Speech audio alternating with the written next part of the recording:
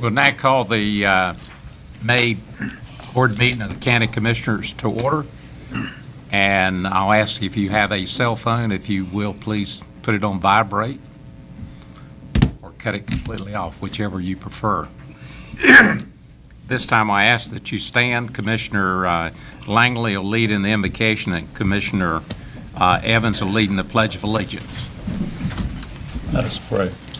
Eternal God, our Father, we are grateful that you have allowed us to come together one more time to do the business of your people. Touch our hearts and minds, God, that we may make wise and prudent decisions, that we will do what's best for your people. In Jesus' name we pray. Amen. Amen. I pledge allegiance to the flag of the United States of America and to the republic for which it stands, one nation, under God, indivisible, with liberty and justice for all.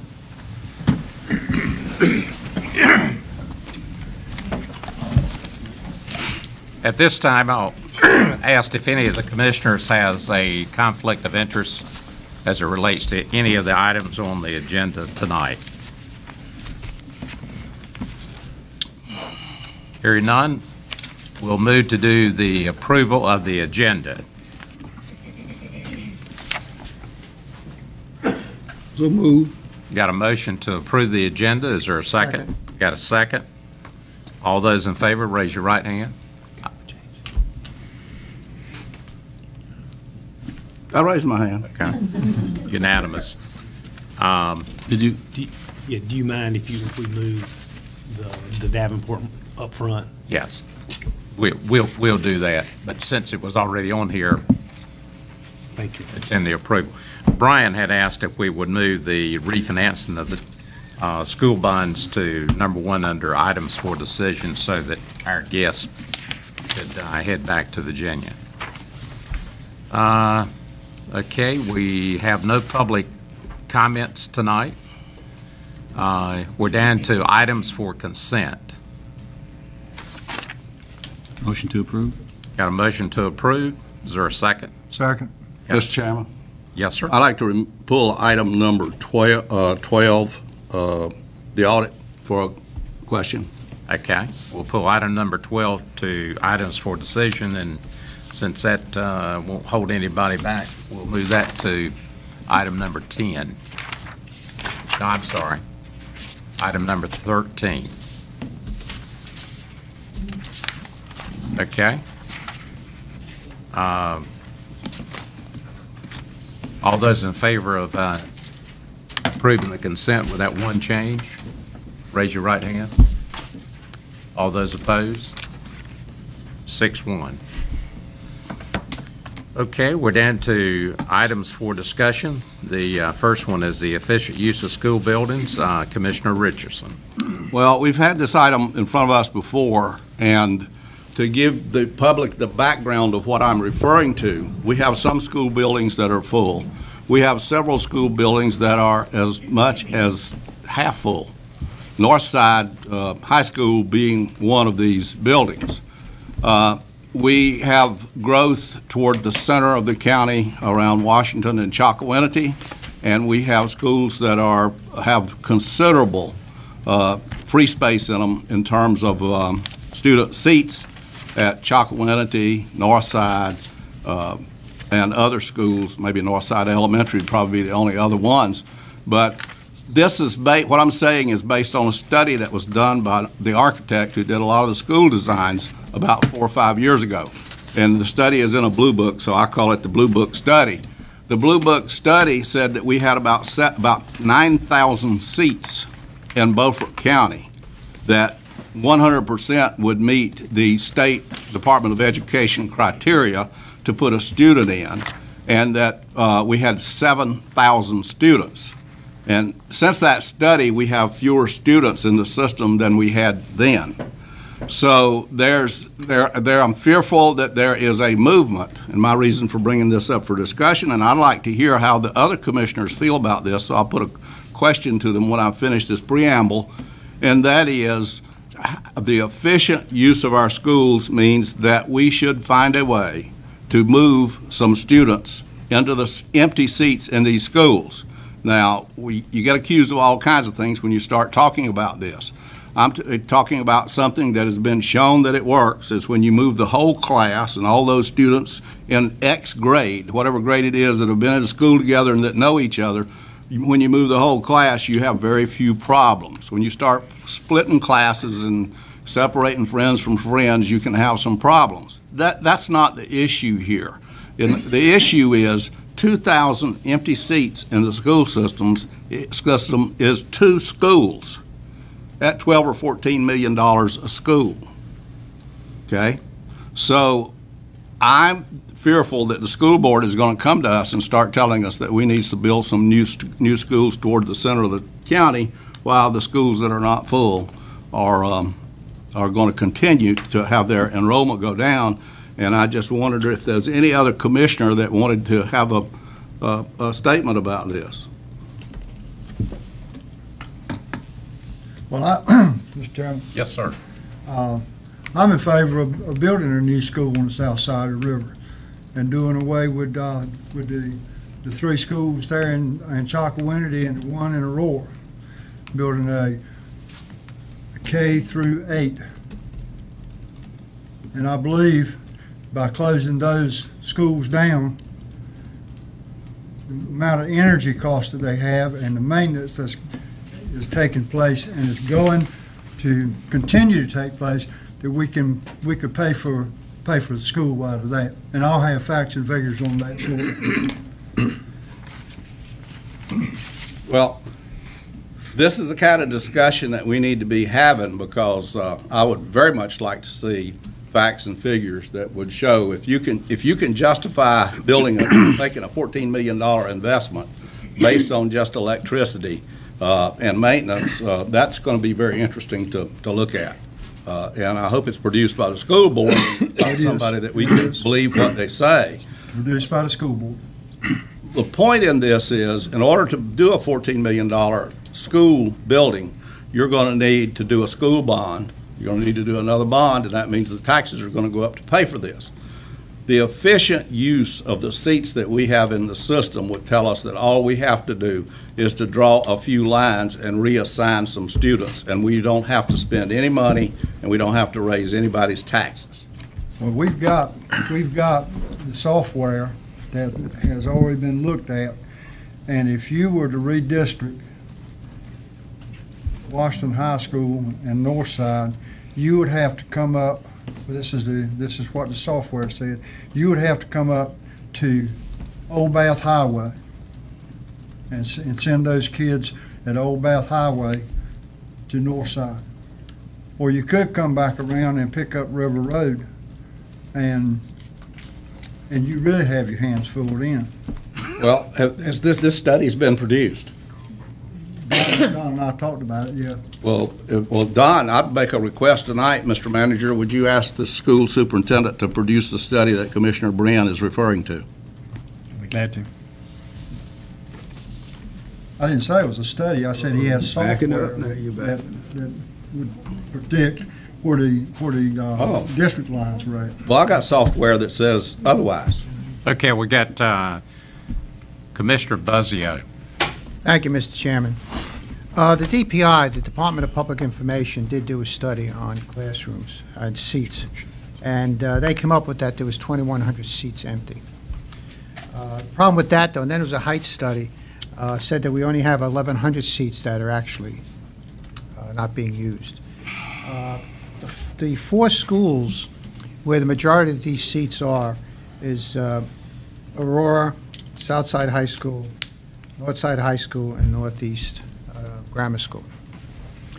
These other 1,000 seats that are out there could be empty. However, those classrooms are being used for exceptional students. Advanced college degree, you may only have 6 or 7 students or 10 students in that class, and there may be 20 seats in there.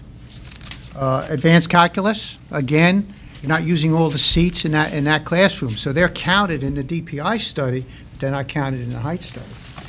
Reading recovery, again, be a minimum number of students using a whole classroom, and second language students, just to name a few. So when you really begin to look at it, you're talking about maybe 1,000 seats that aren't being properly utilized.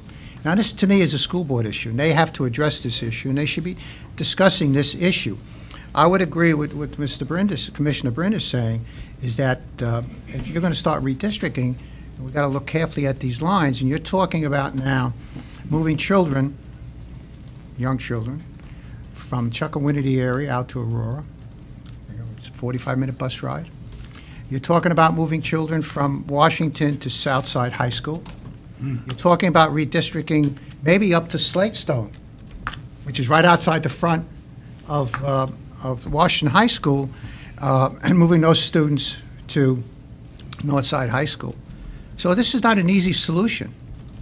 And I would leave this up to the educators and the school board to come up with something and then have discussions with us. But I can't see it reversed where we're telling them what they should do. Because just imagine the impact that this is going to have on students and families in this county. We're a large land county, minimum population, cut by a river. So when we hear these numbers thrown around of 2,000 here and 1,000 here, we got to be careful what we're actually talking about. And we're not just counting seats because these classrooms are being used.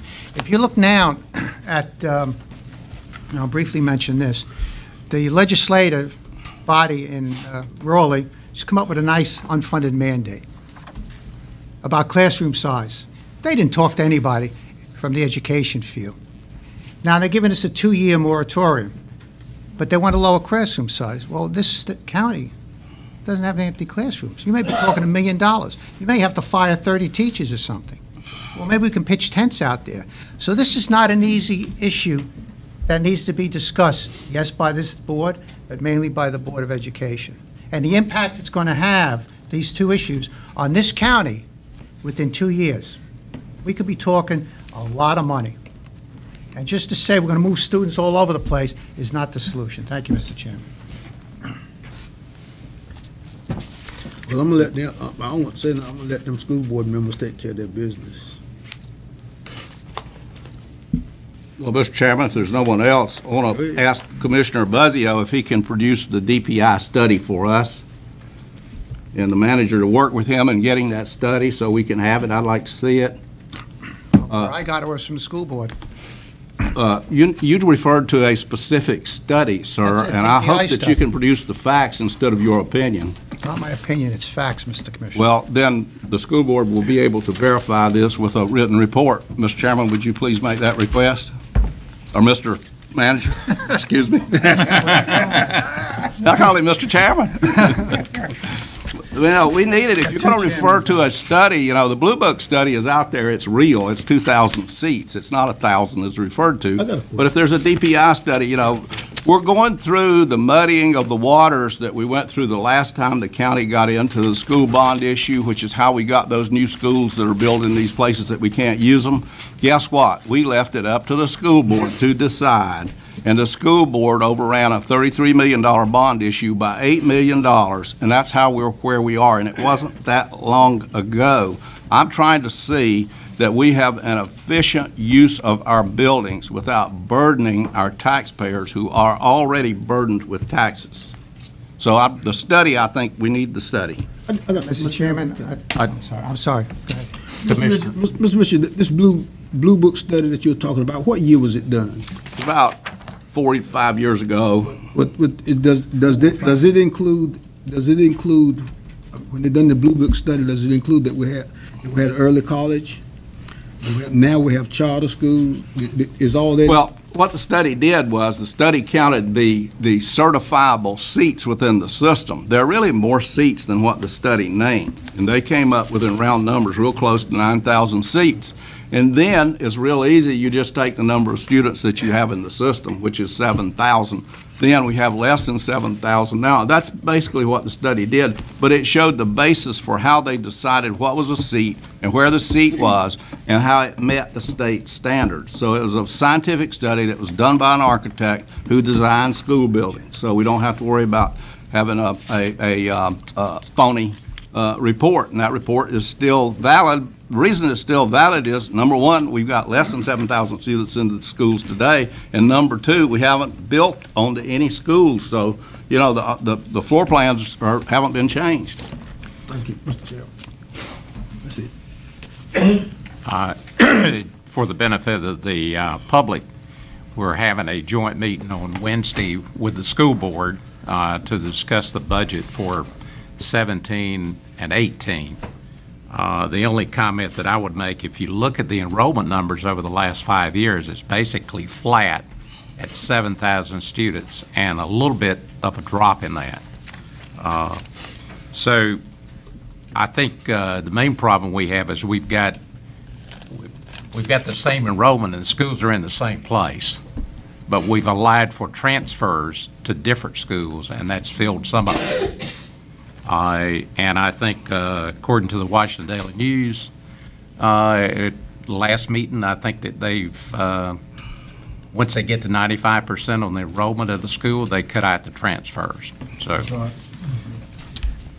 but no one, unless the school board has mentioned it to each one, you individually, nobody has asked the chairman for an additional school to be built anywhere yet. Me either. So, anyway, let's go to item number 2, the Finance Committee update. Anita? Thank you, Mr. Chairman. The Finance Committee did hold its first meeting on March 28th. The committee members that were present were Chairman Waters, Commissioner Brinn, Brian Alligood, and myself. Since this was our first meeting, the first item of business was reviewing the committee charter and discussing the purpose for the committee. We also discussed the meeting agenda format for future meetings. After that, I did a 6-month review of the financials for informational purposes for the committee. We reviewed the proposed audit contract with Carr, Riggs, and Ingram for this year's audit services. The committee was comfortable in moving forward with that contract by bringing it to the Board of Commissioners for approval tonight. That was placed on the consent agenda, and that has been moved for discussion or decision later. And I'm happy to answer any questions you might have about that. I did inform the committee that I've been notified by the Department of Revenue that we have been chosen for a sales tax audit for fiscal years 2014, 2015, and 2016. We have sent them all the requested reports that they asked for. I'm waiting to hear back from them. I expect that they'll be on site to do that audit in the next probably 6 to 8 weeks. The committee reviewed travel expenses for the board and for the county manager for the first quarter of 2017. The next item was choosing a spokesperson for the committee, and unfortunately, I drew the short straw on that one, so that's why I'm speaking tonight. After that, we discussed an opportunity to refinance the 2008 general obligation school bonds, which the county would be able to save an approximate $140,000 over the next 11 years. There was a consensus among the committee members to take advantage of that bond refunding, and it is on your agenda for later this evening for a decision. We do have our consultant from Davenport with us, Mitch Berguglio. All right. And he and Brian will be going into more detail, and they're happy to answer any questions you might have about that. The final item was a discussion about establishing an employee fraud hotline. Brian is gathering more information and costs to bring back to the Finance Committee at our next meeting about that item. The next Finance Committee meeting will be held in this room on Tuesday, June the 20th at 3:00 p.m., and everybody's invited to attend. And thank you, Mr. Chairman. That's my report for the Finance Committee. Any questions of What time Anita? did you say that? That date is June the 20th. It's a Tuesday at 3:00. Any questions, comments for Anita? She's done pretty good to draw the short straw. She sure did. Yeah. Thank We knew that when we chose her. Okay, we're down to item number 3, the facility rental and security fees. Brian? Thank you, Mr. Chairman, members of the board. As you're aware, on occasion, we get requests for the use of our county-owned facilities, meeting rooms, things like that, by public and outside groups to use for meetings or other similar events. Currently, we don't have a uniform county policy for use of those facilities. Some of our departments have policies, but we don't have a uniform county policy regarding that. And we don't have a policy that addresses whether a fee is charged to recover costs associated with that. One of the items that we'd like to talk to you about is the courthouse facilities. As you're aware, when those are used after hours, the security presence is not there.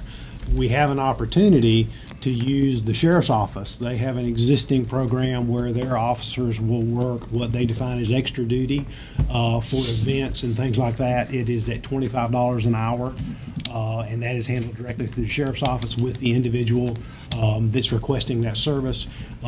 So part of that would be if we're going to hold events at the courthouse after hours, or we don't have our contract security folks in place, it'd be our recommendation to you that we would require those folks using it after hours to contract with the sheriff's office to provide that security. It would be one deputy who would open the door, who would be available to make sure that folks aren't coming and going and that people are where they're supposed to be, and then close up and sweep do a security sweep the area before they leave so that we don't have any issues. If we're going to have security at the courthouse, we need to maintain security at the courthouse. So we're available, if the board wants us to draft a policy to bring back to you regarding that, and whether you want to start charging a fee, if you want us to look around and see what fees are being charged for use of facilities, if you'd like for us to do that, or if you'd rather say, no, I don't want to charge for use of the facilities, but I do want you to put a uniform policy in place, we can do that as well. But also, we would appreciate your consideration of the courthouse piece. Now, I will tell you, somebody may mention it, but there's a statute, 16399, that requires that schools and public buildings be available at no cost besides custodial and utility fees, which a security fee I would consider to be a type of a custodial fee, especially for the courthouse. That is permitted to be used at no cost by political parties that are defined by GS 16396 for the express purpose of an annual or biannual precinct meeting and county and district conventions. So you can't charge those groups to use it outside of a reasonable custodial or utility fee, which, like I say, if they're using the courthouse, I would assume that we would couch that as a security or a custodial fee for that facility. So I don't think you'd be in violation of that, but would appreciate your direction on how you want us to proceed on that. Comments? Question, I mean, when you start doing these things, are you going to require people to use it to furnish insurance? That would be up to the board. I mean, typically, I'm not sure that people do. If they were Some people, when you start doing that, they require you to have some kind of coverage. I mean, if I go over there in the courthouse to a hallelujah meeting and fall down steps, somebody gonna take care of me. So I mean, but I'm just asking, is that one of those things that you're gonna put in place? We certainly could. I mean, some folks do that, and I think one of the policies we looked at said that you had to have you had to name the county as an additional insured on your policy. Mr. Chairman. Yes. I'd like to make a motion that Brian and staff go ahead and do a feasibility study on it, find out whether how much it should be if we do charge, and I would like to see it no charge at all, just my own personal opinion, but I'd like for that, put that in the form of motion. How about if we just do it by consent, because it's under items for discussion? I mean, is anybody opposed to? I'm opposed to doing it under consent. I'm not going to agree to do it. Well, are you opposed to him exploring the idea? Yeah. Checking with fees, checking Yes. around? Yeah. You are? Okay, we'll move it to the next meeting, and we'll vote on it since it's under items for discussion. We're down to the budget calendar reminder. Brian? Thank you, Mr. Chairman. You have a list of the budget the budget dates. Just a reminder of those coming up for you. There's a special called meeting on May the 15th in which we will present the budget. And then you start on the 22nd and 23rd, 25th, and the 30th on your budget workshops. And then we're anticipating that you would finalize the budget on June the 1st. I did have one item for you. There was a question regarding videotaping the budget meetings. We did that last year. It was a little over $800 to do that. And just wanted the board's direction on whether you wanted that taped this year or not, or those meetings taped this year or not. I think the public should have the right to refer to that. The meetings this year, this is the first year I've been on this board that we have doing a jam up like we're doing, because normally the budget process starts about 2 months before we're starting it this year, and it's spread out over a longer period of time, so the filming of the meetings, the public gets to see what's going on. This year, within about a 2-week period, we're having like 5 meetings.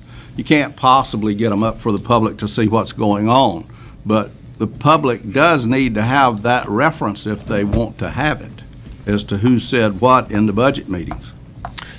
Just a quick response to that. This is the same budget schedule typically that we followed last year as well. So. Well, last year's budget schedule wasn't a good budget schedule either. If you recall, I did not participate in the budget last year. The board relieved me simply because of the way the budget schedule was done, and the board was not willing to make a commitment to reduce taxes on anything. So, you know, they're not going to release me this year, and I understand that. So I'm going to be in there swinging. But the public needs to see what their commissioners are doing and who is raising their taxes. Well, Mr. Richards, if you ask to be excused, I'm going to suck at the motion to excuse you. I guarantee you that. I don't want to be excused this year. He's got to make sure he stays awake.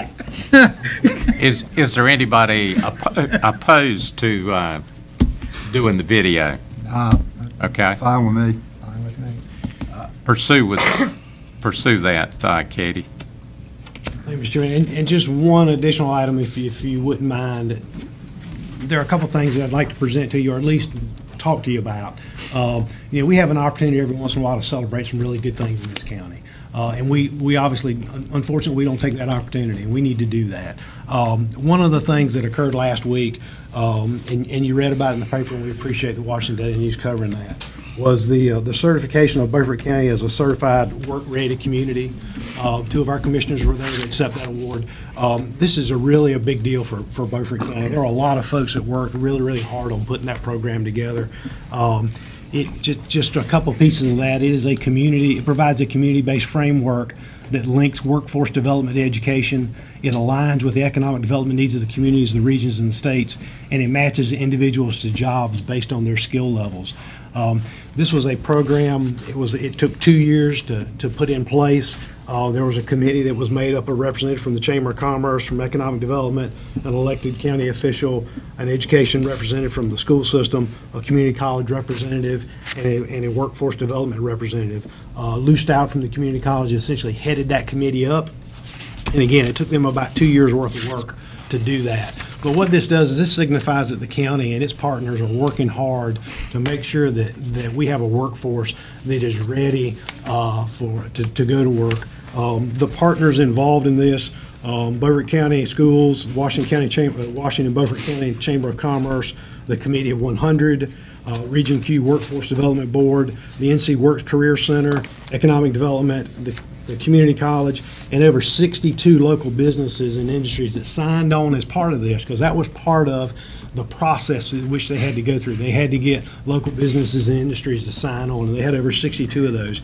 And then over 1,800 individuals have already received their career readiness certificate. So this is really a big, big deal for Beaufort County, and something that really needs to be celebrated. So I wanted to bring that in front of you just and say that, because there are a lot of folks who worked really, really hard to do that. The second item I'd like to bring to you is something regarding safety awards. As you recall, this board authorized us last year to hire a risk manager, and we introduced her to y'all, and Miss Jennifer Banks, and she's in the back, and asked Jennifer if she'd be here tonight because I want to publicly recognize her and our departments for the very hard work that they've done over this last year. Every year, the Department of Insurance holds a safety awards program. And it's a safety awards banquet. And this year, there were several of our departments that received the first-year gold award for safety. And that criteria is that the rate of days away from work or job transfer or restrictions that are placed on employees must be a minimum of 50% below industry average. So they look at what the industry average is for us, and you got to be 50% below that. So we were presented certificates. Jennifer went and represented the county at that banquet. So just to let you know, again, this is one of those things that we need to celebrate because safety is a big, big deal for us. It's a big deal for all of our businesses, and creating that culture where you take the time and you do things safely. So the first year gold awards were to the Animal Control Department, the Department of Social Services, the Health Department, EMS and Emergency Management, Public Works, and the administrative offices for Beaufort County. So that is a really good thing, and I want to commend Jennifer and all her hard work, and our departments have worked really, really hard to put programs in place and make sure that our folks are safe, because our desire is that when you come to work for the county, you go home that afternoon the same way you came to work, and everybody goes home with all the same fingers and toes, and nobody has any safety issues. So we appreciate all their hard work and just want to say thank you for that dedication. Thank you, Mr. Chairman. Thank you very much, and I think we have most of the department heads here. I'm going to ask you to stand, and we'll just recognize you if you a department head, and if you will stand up. And Jennifer, you stand up too.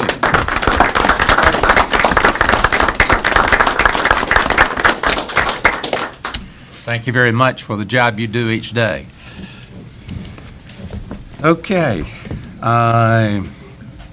We've moved item number 9, the refinancing of the school bonds, up to the first item under discussion. And for your reference, that's page 393 if you want to follow along. So, Brian, I'll turn it over to you and a representative from Davenport. Thank you, Mr. Chairman, members of the board. As you'll recall, at your regular meeting on April the 3rd, you authorized Davenport and Company to issue RFPs to financial institutions regarding the refinancing of the Series 2008 school bond general obligation bonds. That process has been completed. There is a summary of that process, and the bids are included in your packet. Mr. Mitch Bergoglio, who is the Senior Vice President, we actually thought Ted was going to be here, but we're lucky to have Mitch. Mitch is not out of Virginia. He's actually out of the Charlotte office, so he probably has a longer ride than Ted would have had going north. So I appreciate you moving that forward for him tonight. But he is here tonight and answering those questions. In your agenda package, you have for introduction and consideration the following items, and we have to read those. A resolution of the Board of Commissioners of the County of Beaufort, North Carolina, making certain statements of fact regarding the proposed bond issue. And then number 2, the bond order authorizing the issuance of not to exceed $3,750,000 general obligation refunding school bonds of the County of Beaufort, North Carolina. Mitch will go through the pieces of that and talk about the bidding process. Also included in your packet is the sworn statement of debt by the CFO and the statement of estimated interest amount on general obligation bonds by the CFO. So I'll let Mitch kind of run through that and answer any questions you may have, and then we can move forward. Great. Well, Mr. Chairman, members of the board, thank you for having me this evening. As Brian said, in your packets, there's a summary memo prepared from Davenport. I may just quickly walk you through that. I won't go through all the details, but orient you to that and let you know what we did. So, as Mr. Alligood said, we have been working with staff on a potential refinancing for the 2008 general obligation bonds. And in order to further evaluate that opportunity, we distributed an RFP to over 50 national, regional, and local banking institutions. Reached out to all the bidders, answered any questions they may have, and as part of that process, the county received 9 responses to the RFP, which is a very good response level. People were interested in lending the county money and helping you out with your general obligation bond refinancing. I know sometimes you hear over 50 and we only got 9, but there's a lot of times where we only get a couple, 2, 3, 4 responses to RFPs. So 9 is a good level of responses to receive on this RFP, indicates good interest in the county, and the county certainly, the GO, has a good credit for you all. Of the 9 responses that we received, they're all summarized at the top of page 2 of the memorandum. In particular, the interest rates are summarized there on page 2. Wells Fargo provided the lowest interest rate of all the banks that responded, but that interest rate cannot be locked in until just a couple days before closing. So you would be floating with the market with that Wells Fargo interest rate. Perfect. There you go. Additionally, the Wells Fargo interest rate is subject to change after closing if there's a change in federal tax law. Wells Fargo would want to be made whole for any difference that they're receiving in their interest rate or their net interest rate because of a loss or a decrease in their tax exemption that they're able to take advantage of. The next two lowest interest rates. Hold on, does it work the other way if there's an No, sir. No, sir. Well, actually, the law right now is they would have an advantage if the tax bill went through. They would earn more money. And you would pay more interest. So the way it works right now is they offered an indicative rate of a 217. Again, that's not going to be able to be set until right before closing. But let's say right before closing it was a 217, and then down the road the maximum corporate tax rate was reduced. Wells Fargo is getting less benefit from their tax-exempt interest rate. Oh, okay. Right, because they're paying a lower tax rate, they get less benefit, and so to maintain their after-tax yield of a 217, they would pass on a higher interest rate to you all. What do you think that the tax rate might be? I mean,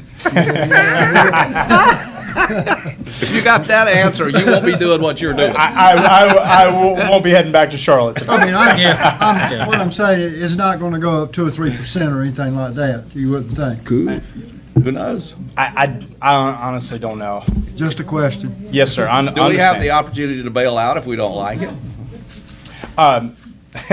Well, under the Wells Fargo option, you would have the ability to prepay it, and we're going to get to that in a second. You would have the ability to prepay it, but it's what is called a make-whole call, which basically eliminates any benefit of refinancing for economic purposes. You could still pay it off, but you would have to pay Wells Fargo the difference between the current market interest rate in which you refinanced and today's market. So, are you saying that if the tax situation changes after we close on this bond issue, that we're obligated to make Wells Fargo whole? Through a change in the interest rate, yes, Let's sir. say it changes. Let me just jump to the chase. We're not recommending you move forward with Wells Fargo. Oh, okay. All right. We've got some better options here, so I just didn't want you to see that. Crash and let's get on to something worthwhile. That's right. So I just didn't want you to see the lower interest rate and ask why we're not recommending that. So the next lowest interest rate is Pinnacle Public Finance. They offered a 2.22% interest rate. That's fixed through maturity of February 1 of 2028. When they submitted that interest rate, they did not have full credit approval at that time. Since then, we have spoken with them. They've gone through their credit approval process, and they have approved the county's credit subject to proper documentation, which is going to be the case for any of these banks. We have to make sure we document it properly, or else that credit approval isn't going to hold. So that Pinnacle Public Finance rate of a 2.22%, that's held firm through closing, and that's going to be fixed through the life of the bond issue, not subject to change. We do have the ability to prepay that interest rate after February 1 of 2022. So before February 1 of 2022, we're not able to prepay it, but after that, we can pay it off at par, no penalty. So fair amount of flexibility there with the prepayment provision. The second lowest, or the next lowest interest rate was BB&T at a 2.3%. Again, you're fully credit approved with BB&T, fixed through final maturity of February 1 of 2028. That rate is held firm through closing. With BB&T, they gave you an option for prepayment. You could prepay it at any time with a 1% penalty, or you could choose to have it non-prepayable for the first half of the loan and then prepayable with no penalty for the second half of the loan. Very similar to what Pinnacle Public Finance offered. So when we take Wells Fargo out of the mix because of what we've talked about, we've compared the Pinnacle and BB&T bids on page 4.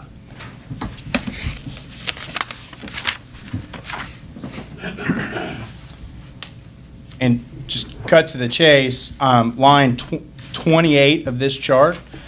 In the current market, we're estimating that Pinnacle Public Finance would produce about $147,000 of savings, which is about $13,000 per year. BB&T, with that slightly higher interest rate, is about $129,000, or about $11,000 to $12,000 per year. Both of these options are above 3% net present value savings. And what I mean by that is that's GFOA has come out and they have a best practice that a reasonable target to consider for refinancing is 3% net present value savings or higher. So both of these are certainly above that 3% threshold and are producing about, in Pinnacle's case, about $13,000 of annual savings for you all. So we kind of meet that baseline GFOA LGC threshold of 3%. It's about $13,000 per year, about $147,000 in the aggregate. We will not be able to lock in these savings completely until after we subscribe for our escrow securities. And so let me just take a second. I'm just going to get a little more detail than we talked about, but I do think it's important. The 2008 bonds that we're refinancing, we sold those in the public markets to bondholders.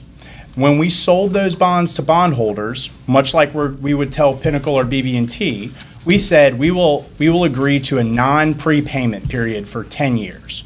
So we can't take that bond away from them until the call date or the prepayment date of February 1 of 2018. We're obviously not there yet. We're in April or May now of 2017.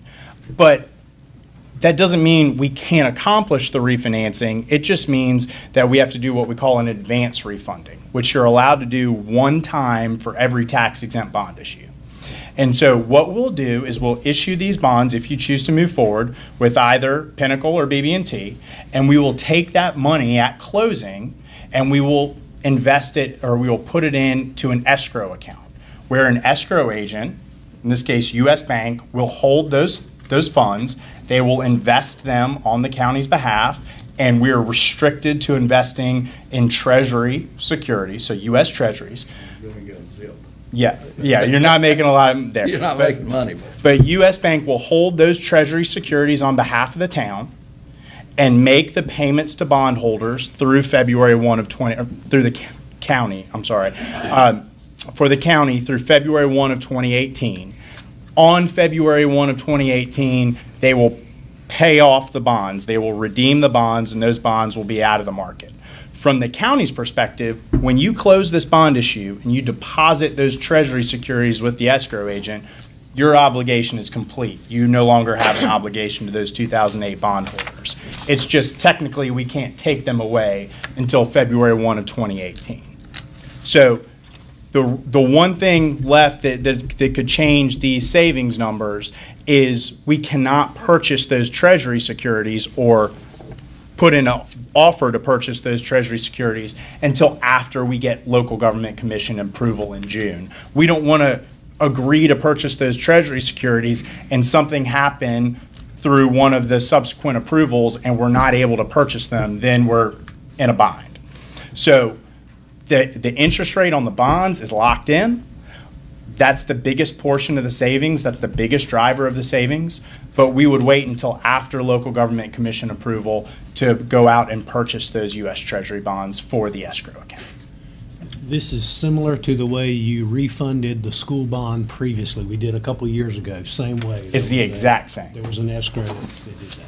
But I did just want to clarify that I didn't want you to see the $147,000, and if that changes a little bit between now and closing, I didn't want that to catch you off guard. So that's the one piece that's not going to be locked in. But in talking with county staff and bond counsel, based upon these proposals, we would recommend moving forward with Pinnacle Public Finance at this point in time. They're the lowest interest rate. You do have prepayment flexibility, and they've locked you're fully credit approved at this point, and you're able to lock in that interest rate through closing, and it's not subject to change after. And all costs associated with this refinancing are included in this, so it's net. The savings are net of all of that. Yeah, the 147,000 factors in the cost of putting the transaction into place. On Pinnacle, you said we could prepay with no penalty? After February 1 of 22, yes, sir, that's right. I You got can you. pay it off, you can pay it off in whole, on any date. Yeah, in whole, at any time or on any date, with no penalty after February 1 of 2022. The one note I would make about that is if you partially prepay, if you don't pay it off in full, there would be, you can do that one time per year on a payment date, and there's a minimum prepayment of $250,000, and there would be a small $500 reamortization fee. That's the only exception there. Thank you. Yes, sir. Any other questions? Comments? Basically, you're looking at the 5-year period on the prepayment. For non-callable, yes, sir. Okay, you've heard the comments by Davenport and our county staff. There's no other questions. I'll entertain a motion. Motion to approve. Motion to approve. Second. That being Pinnacle. Yes. Okay. So we got a motion by Commissioner Langley and a second by Commissioner Buzzio. All those in favor of the motion, raise your right hand. Unanimous.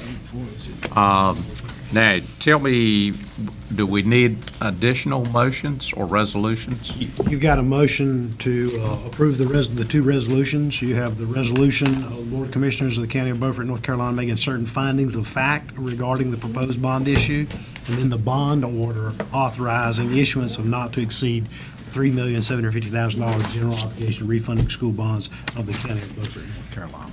Are you recommending? You want them separately? I think it might be safer to do them Okay. separately. Certainly do. All right, we entertain a motion to do the first one, which is the resolution making statements of fact concerning the proposed bond issue. So moved. Got a motion by Commissioner Brinn and a second by Langley. Commissioner Langley. All those in favor of the motion, raise your right hand. Unanimous. Okay.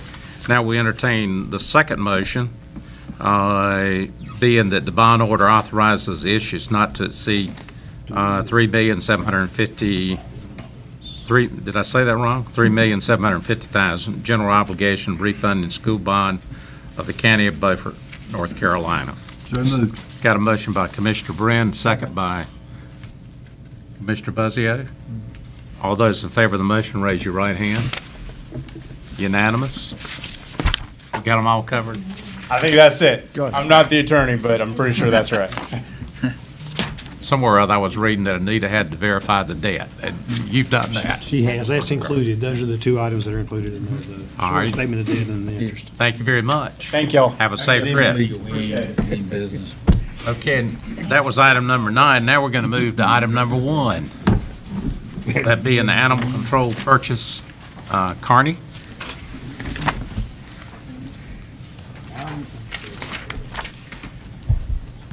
Thank you, Chairman and Board, Mr. Manager, for allowing me to present in front of you. I'm requesting on behalf of our Animal Control Division's replacement of one of the vehicles. The vehicle in question is a 2004 Chevrolet. It's currently not running at this time. And I'm sure you have in your packet, we're asking for $32,500 for replacement of the vehicle, for it to be replaced with a 4-wheel drive vehicle, and also a 2,500 or what would be considered a 3/4 ton vehicle for the use that is of two trailers we have in the Animal Control Division. What you pull those trailers with now? Right now, trucks borrowed from emergency services or another division to be able to pull them. How often do you have to use them? I mean, like the It's- horses and... It's really up to the cause, but it's not something that happens every week by any means. And Billy, maybe monthly or even bi-monthly as comes in, but it's really at the request of whatever's going on in the county at that time. think one of the other issues is Billy's not been fully staffed, so he's been able to take his officers and let them move amongst vehicles. This vehicle is not working and is not in a position to be repaired at any effective cost. I understand that, but my question was, I mean, he was asking for a four-wheel drive. My question was, what have they been doing? Yes. I want to know why did Yes, why did you need it? That's what. I mean, I know you're understaffed with vehicles, but I was just wondering, we hadn't had a four-wheel drive 250 before up until now. That's what I was trying to clear. Sure.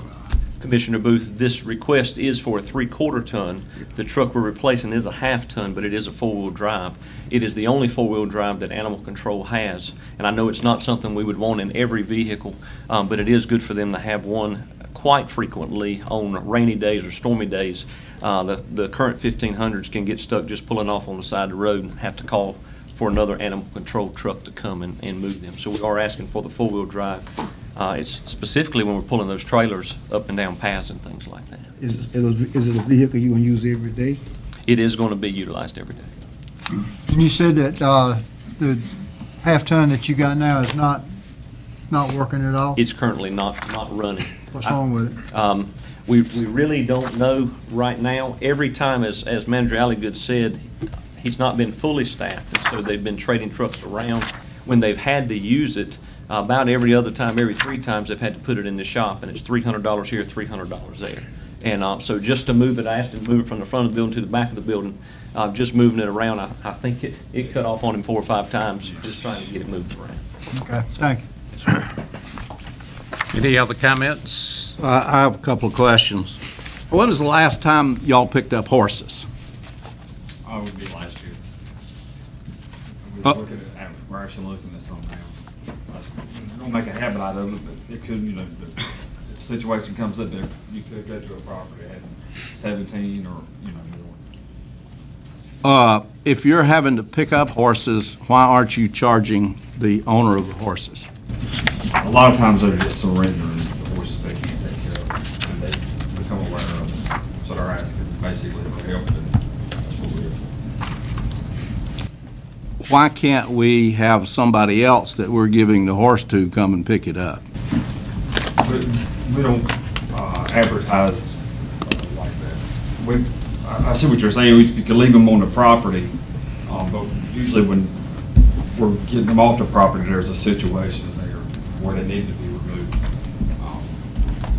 Where do we take them when we get them off the property? John Pax let us use this property several times. My Papa Burgers let us use her property. I have to call around and see if come to schedule and see who can let us use their property. It's considered foster areas where those are moved to, who's got available space. They hadn't charged us in the past. Well, I have a problem with us having to pick up horses. I have a problem with picking up horses, for one thing, because we have had some real disasters in the past with picking up horses. Some really bad things have happened. So I'm watching the picking up the horse thing. Okay, that's all I have. So moved. Got a motion by Commissioner Booth. Is there a second by Commissioner Buzzio? Any other questions or comments? All those in favor, raise your right hand. All those opposed? The vote was unanimous. Thank you very much. Okay, the next item is the Health Department vehicle purchase. James? Mr. Chairman, members of the board, hope y'all are doing well. I'm going to talk about this car that I need. What's that? Okay. I never planned on asking y'all for a car this year, so it's not in the budget for that reason. However, about a month and a half ago, I got a vehicle that needed to be repaired, and when I sent it in to see how much it would cost, it was almost $9,000.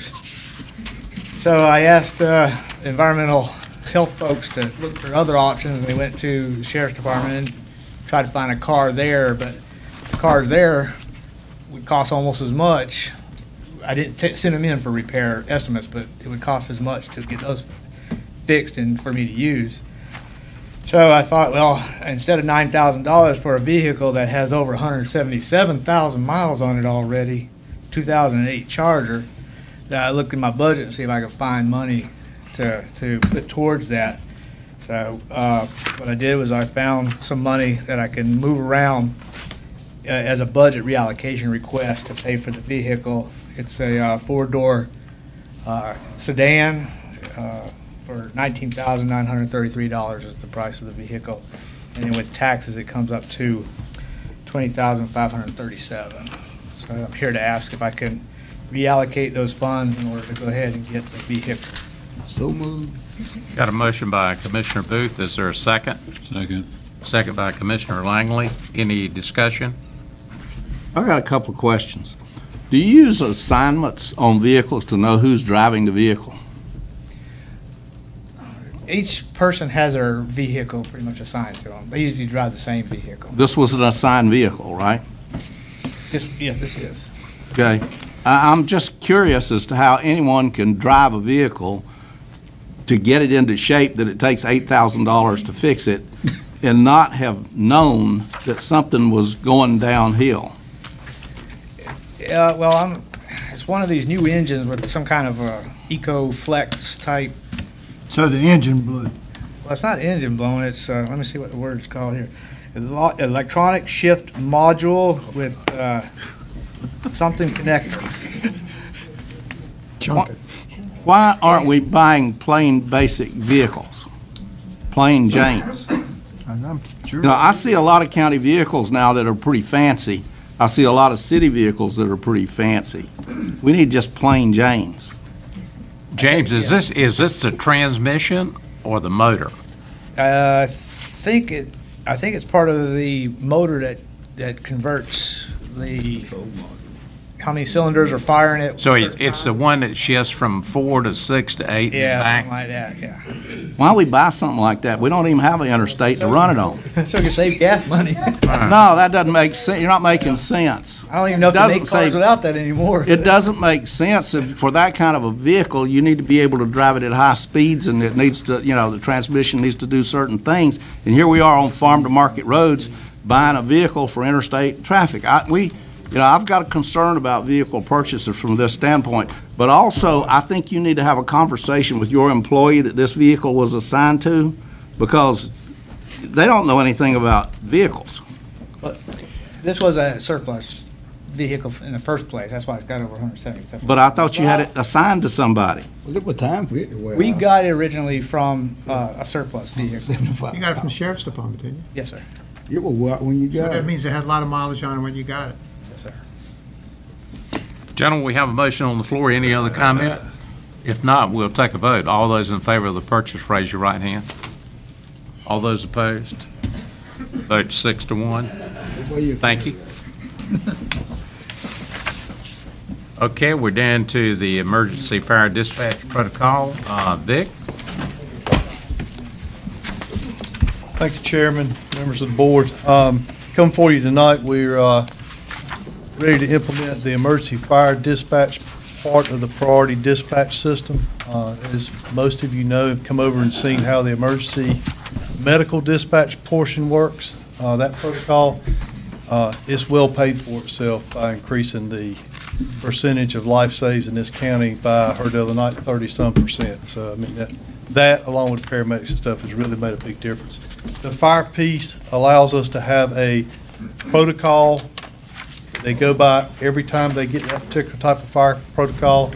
It brings up they'll pull up the type of incident it is, whether it's a structure fire, industrial plant fire, hazardous material spill or leak, and gives them the same protocol to go by every time so that they don't miss anything. In the 911 world, we're fortunate every now and then to be able to hire someone that can have a little experience and background in the fire service, but not very often. Every now and then you'll find somebody that has a little experience and a little knowledge. So when these people are taking these 911 calls, they've got to have some knowledge or either a protocol that gets them in the right direction so they're getting the right resources every time in a timely manner to ensure the emergency is taken care of. This is a 911 fundable item. 911 fund allows for certain items to be funded. This is one, and the amount of the software, the training, and all the tools that goes with it is $74,151. So I'm asking for permission to move forward with implementing the emergency fire dispatch. Be glad to answer any questions you may have. Mr. Chairman. Yes. Vic, when would this be up and running? Once we issue the PO, we're probably looking at 6 weeks at a minimum to start the training. Probably looking more, probably 90 days before we get the training scheduled. And I believe you said it's fully funded by the state. Through the 911. No, it's not by the state. It's by us, the taxpayers, who pay a surcharge every month in our phone bill. On our phone bill. Yeah, that's right. But it goes to the 911 board, which issues the money back to the counties for the different things that are fundable.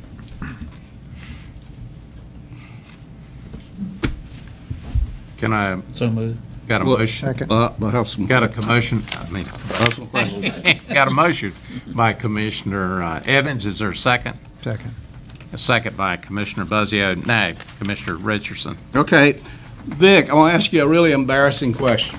When the $1.8 million was approved for the system, for the transmission system, communication system for the county, I asked the question, are you going to be back for more money, or does this do everything that you need to do to satisfy the fire EMS communications part of this? And your answer was yes. So my question is, why are you back? Commissioner Richardson, I believe you're speaking about the fire radio system contract. Yeah.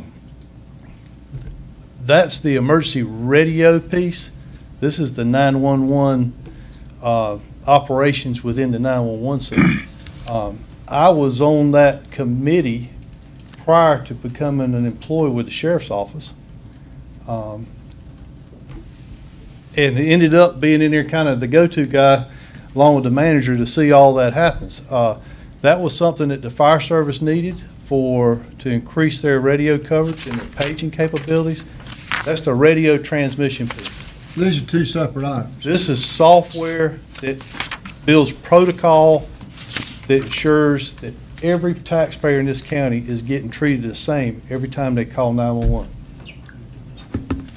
What's that? EFD was approved in this budget. Yeah, it was approved in this budget. EFD was. I mean, we had it in the 911 portion of the budget. I haven't brought it to you till now because I've been trying to get most of my people hired so that we didn't have to pay additional money to train a lot of extra people. Because once you go through the initial training, then you have to start paying to train new people. And I want to try to get as many as I could in the first round. Explain, you say so everybody in this county, Mr. Chairman, Mayor? Yes. Yeah. So everybody in this county is treated the same. Well, explain that to me. Well, if you think about it, if you got 16 different 911 operators, okay, say you've got 2 that have some fire background. They've been trained in different types of fire incidences. When they take that call, they see it differently than a young lady that's come to work for us that has no background or fire training. So that person with training is going to ask some more pertinent questions that's going to get them to where they need to be to get the right resources, where that person that has very little fire training or none may never think to ask that question. So this is just a template, like. What's that? What you're asking for is something, just a template. Yeah, this is a template's a good way to put it, but it's a protocol. So if you pick structure fire, it's going to go right through the same questions every time. Okay. And you have to have this. You just can't tell your operators to do that. This template that you're getting now will do it for them, or is it something that? No, they're going to do it. They're going to ask the questions. Those of you that have sat in and seen the EMD process, it gives them the question. They go right down it and read every single question. Once they get to a certain point, it gets to a send mode. That's when they dispatch the fire department, EMS, get them rolling. So one of the other telecommunicators behind them gets the signal, they dispatch them. From there, the telecommunicator continues with the process of helping them escape this emergency. and to make sure that other bystanders are safe and kept at a safe distance from the emergency so nobody gets hurt while they're waiting for emergency responders to arrive. Thank you. This sounds like something you need in downtown Charlotte. But at any rate, how much money is left in the 911 fund when we spend this money? We would have to go back and get you that number. Any number I gave you would be pulling it right off the top of my head right this minute. I think it's about 500,000. Yeah, it was high fives when we looked at it. Maybe 570. Yeah, something like that, so. That's allocated to Beaufort County, but we have to submit. No, that's not our annual allocation. That's the amount that we have in fund balance. It's a sinking fund. Oh, okay, I got it. You pay, yeah, off your phone bill is 69 cents, I think it is, that every month is collected, and then that goes to the sinking fund. It's currently right now 60 cents per phone every month. Is it 60? There was a movement to try to push that up to 70 cents last month, and that was stopped, so, I mean, it's, there's no point in it. There's enough money there to do what needs to be done. We just have to use it wisely. Unless they change the law, we can go to $1. But I was on the board when we reduced it because we were accumulating money, and it was just sitting there doing nothing, and it's better off in the taxpayer's pocket than it is in some sinking fund somewhere. I think it's the state of Florida or somewhere, it's like $3 and something per line. Just a clarification on that, a couple of years ago, the state took that over. You no longer have That's right. control over that. That's right. The state We had is- control. Right. You have to go to the board, but it's still in our sinking fund. It is money that comes to us, but the state is the one that controls that. That's revenue. correct. You don't have that local control like Yep, you used they to set have up a that local board. control. Okay, Commissioner Evans? I've sat in the 911 center with Vic, and again, a lot of things happening in there, and like Vic said, with that protocol, you're asking specific questions. And on the other end of that is it's kicking out on that app on your phone. They can say, male, such and such an age, or the breathing conditions. So nothing gets, I mean, it's in there, and you got a lot of things going on, and this protocol doesn't allow them to miss anything. They just keep clicking away no matter what's happening on, because you're running, what, 4 terminals now? Yes, sir. And you're taking care of Bellhaven? Yes, sir, Okay. we are. And Commissioner Evans is exactly right. It gives you the same questions every time. The fire departments spend the money out of their budget to buy that app that's called Active 911. So when this stuff dumps to that, every question we ask shows up on their smartphone. So they get a lot more information pre-arrival, which allows them to be more efficient and safer when they get there. Now, is this information, when the questions are being asked and this is showing up on the screen, is it the answer being recorded into a database? Yes, sir. And we can go back and pull the database up 3 years from now? Yes, sir. And tell what happened? We can run reports on it. We can look at call answer times. We can look at the types of calls, the numbers of calls for that particular type of incident. We can look at all that stuff. In fact, that's something that's required in the QA. That's right. They have to go back and review a certain number of calls and make sure that the folks are doing it right. That's part of the process in the EMD and the emergency fire dispatch as well. Yeah, at the state 911 board meeting last Friday, the state board voted unanimously to move forward with tagging onto a bill to require all 911 centers in the state of North Carolina to be emergency medical dispatch trained, the EMD piece that we did last year. I think as things move forward, you'll see it on the fire and the law side. There is already some wording in NFPA that's pushing towards the fire side, but it's not mandatory for the fire side yet. But it's a very good way to do it. Keeping it civilly, it keeps you out of the courthouse because you're doing it the same way for everybody every time. Commissioner Evans? I think you and I and Brian got to hear some of their success stories last week when we were down, when they had the firemen's awards and all that. And you could tell it was an emotional thing when this process does work, the protocol works, and people walk out of the ER alive. I mean, it's incredible what their success stories have been just by this one. Yeah, your comment, 37%, there was 37 individuals that walked out of the hospital. 37. Okay, is there any other commissioners not had a chance to say anything? Okay, all those in favor of the motion, raise your right hand.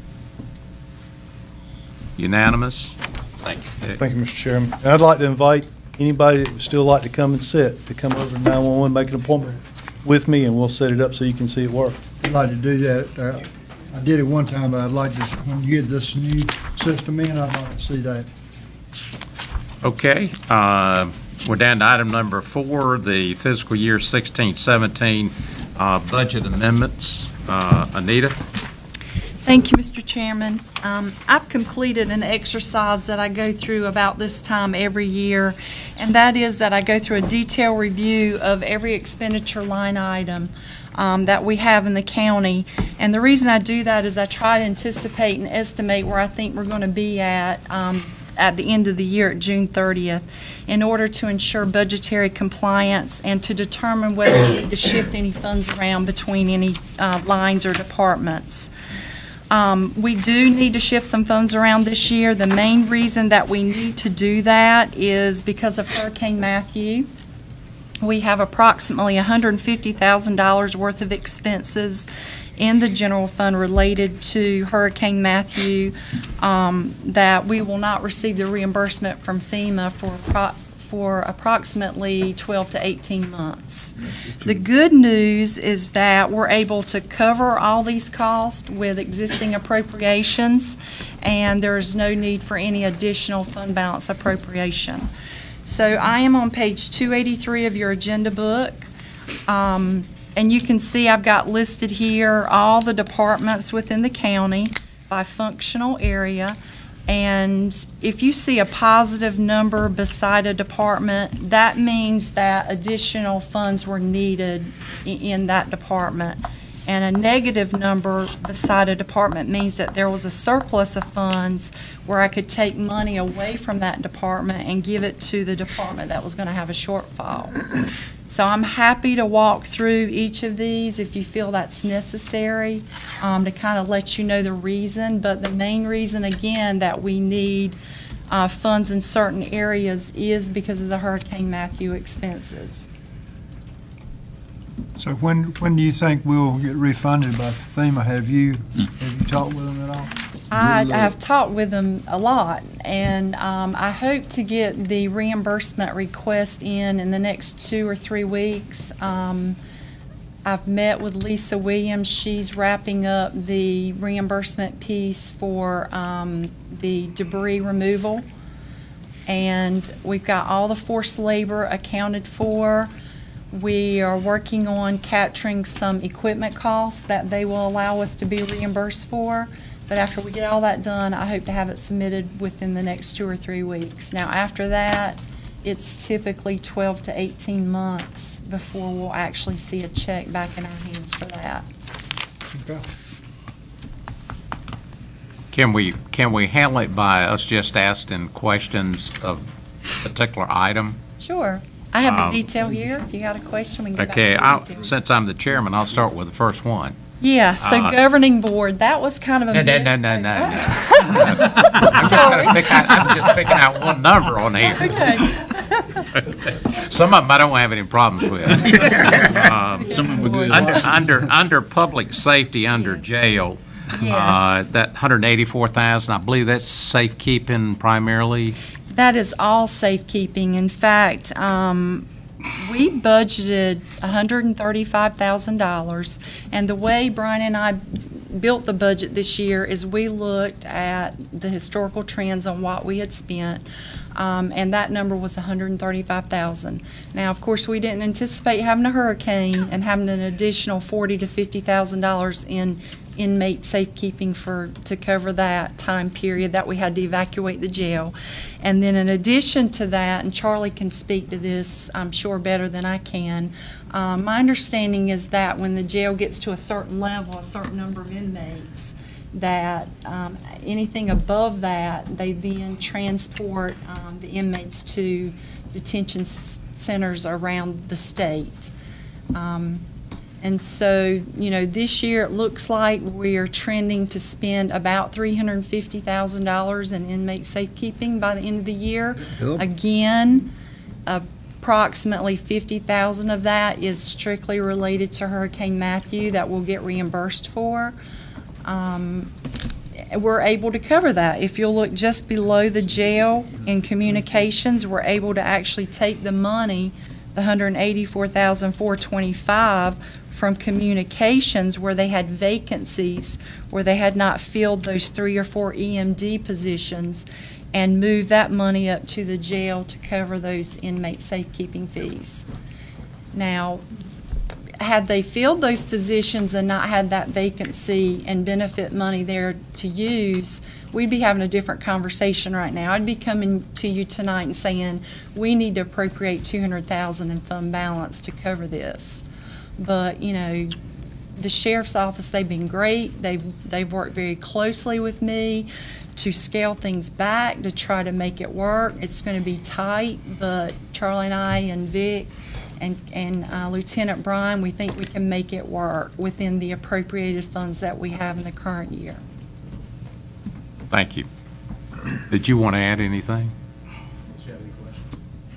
I had already, Nita had already answered that question, but I wanted everybody else to hear it. I got a question. Okay. I know Poe Matthew getting blamed for a lot here tonight, and rightfully so. But how long did we have those, if it's up to 350,000, did I hear you correct, 350,000, how long were they in safekeeping? Well, now, all of the 350 is not, you know, attributable how long to did we have Hurricane people in Matthew. safekeeping? Was it about 12 to 14 days for the hurricane period? Because you have to... Yeah, that's right. It was right at 14 days where we didn't, well, 9 full days that we had 0 people in our facility. That's right. As soon as they were getting in, we were taking them to other facilities. Okay. And then there was about 14 days prior, a week prior to the storm, and then a week after the storm, where it took to get everybody back to where they were originally. Okay. We had some people in Foothills, we had some people in Morganton, that they were nice enough to keep our guys a little bit longer, so, because at that point we had in between 20 and 24 people in Manio. Well, Manio shut down, Dare County Jail shut down. Mm-hmm. So we had to wait for them to open back up before we shifted the 15 or 20 people back to Dare County that they were before. So it was 14 days. 14 days storm related. Okay. But we've had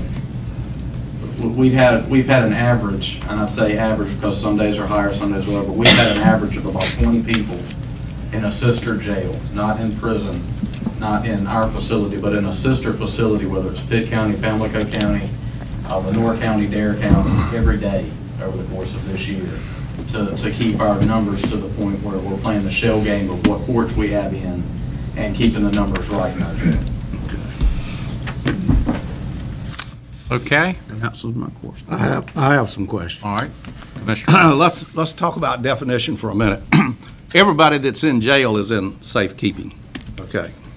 Safekeeping, as it's commonly used, is when Gary and I both get arrested, and he's going to turn state's evidence on me. That's not much point in putting both of us in a cell together, okay, because one of us is not coming out, okay? That's safekeeping when we transfer.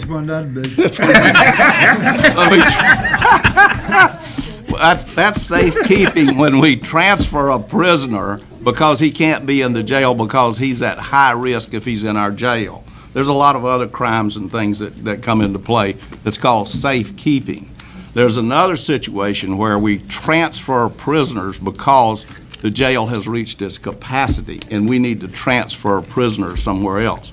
$50,000 can be accounted for from Hurricane Matthew, and one of the reasons Hurricane Matthew went on so long was we brought the jail up to standard. We did some repairs to the jail, so we kept prisoners out of the jail longer than we needed to, so that the repairs could be made in the jail so that we could stop people from complaining about what was going on in the jail. So that's one of the reasons those were so high. I get the jail report every commissioner's meeting, and I got the jail report for the last commissioner's meeting. Let me give you an example of what's going on, and I think the jail and the sheriff need to tighten up because we're permitted for what, 83 or 85 people in the jail. We had 77 people incarcerated according to this report. There was 18 of those people were out of the county. There was only about 4 people, 3 or 4 people that were in safekeeping for their own personal safety. They had to be moved somewhere other than the Beaufort County Jail. So we had less prisoners than we were permitted for, but we sent 18 prisoners to another jail. Okay, and then as the chief deputy just alluded to, you're scrambling, hauling people back and forth so they can be here for a court date or something. All this stuff gets to be expensive. I don't see why 18 people had to be out of the county at $46 a day.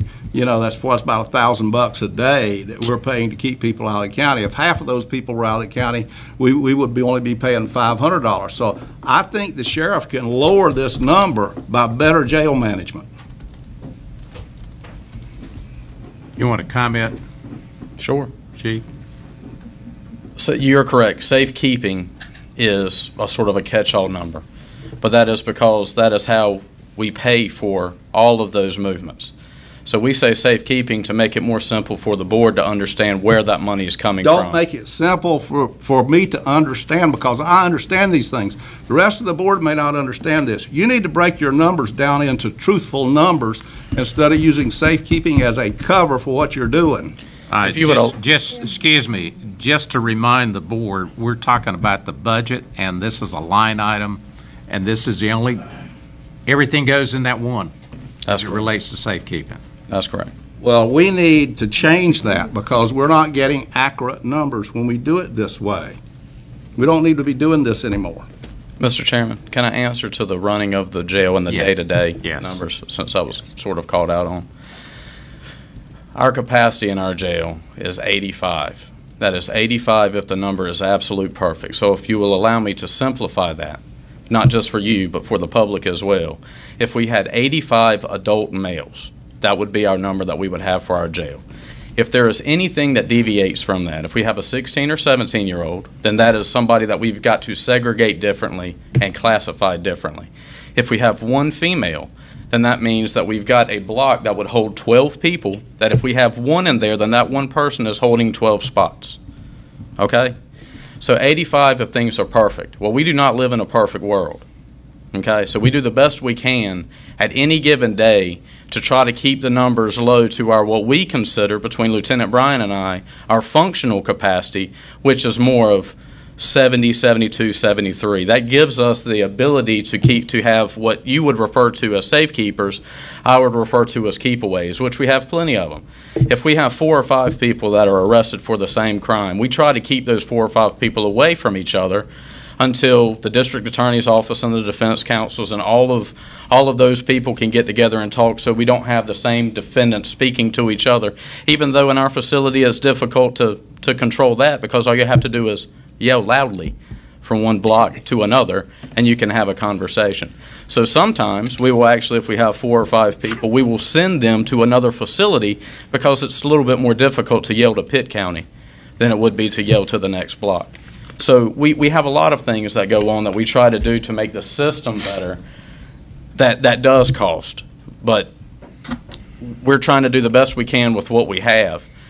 With courts that come up, if we know that we're going to have an administrative session of Superior Court, which happens about once a month, we know that we're going to be bringing incarcerated people from all across the state in for that 1 week of court.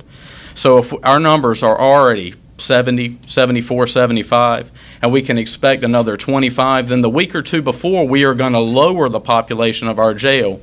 So that week prior, when we're getting back up to 74 or 75, it's for people that have court that week. So we may have 10, 15, maybe even 20 people in a sister jail because their court date is December 25th. And I've never seen court run on Christmas Day, but that's where all of the undocketed cases in Superior Court are listed. So we are constantly moving people around trying to keep the facility as safe as we can be for our employees, because bad things happen when we have too many people in a jail. But we're also trying to keep it safe for the inmates that we have, and we're also trying to make it as efficient as we can for the district attorney and for the court system. So those are the reasons that we're doing the things that we do. Furthermore, if a judge issues a bond and the judge says that a suspect, a defendant, needs to be in jail, then we need to provide a jail space for them.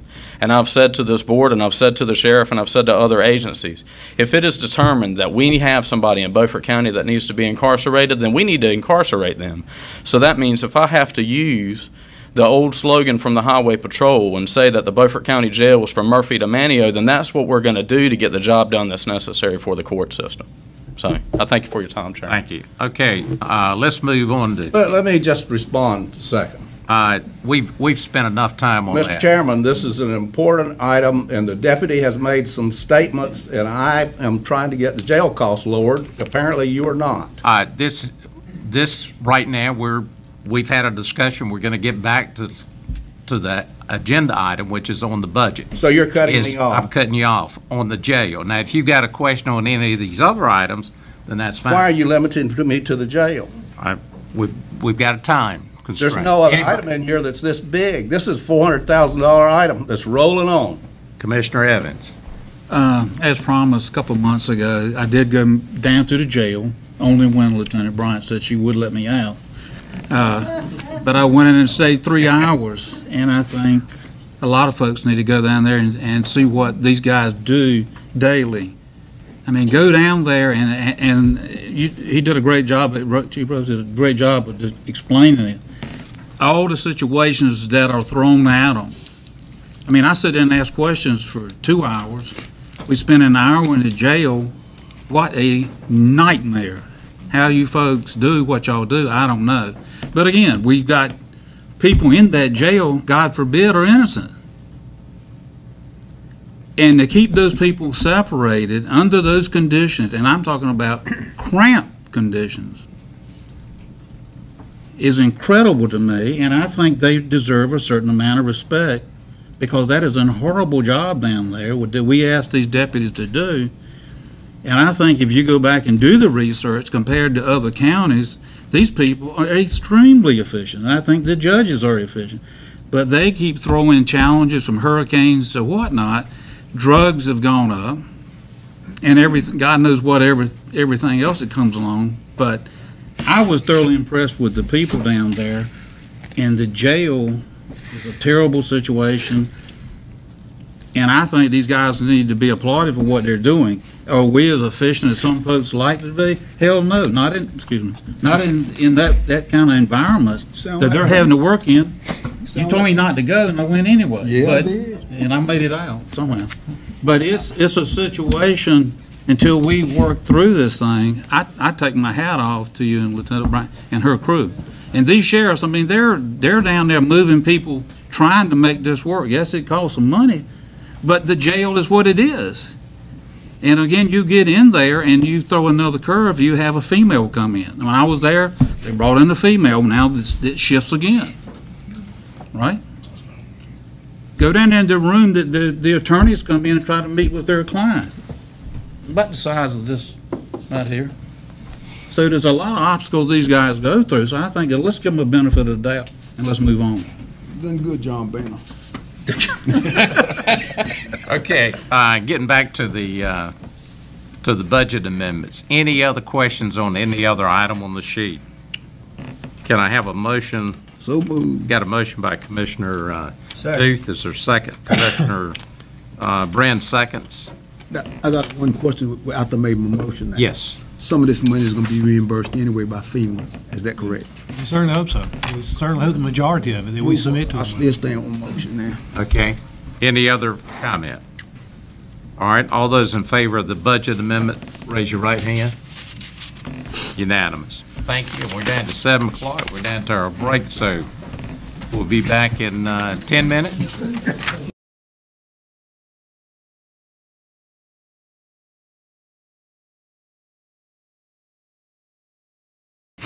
Brinn and I use it.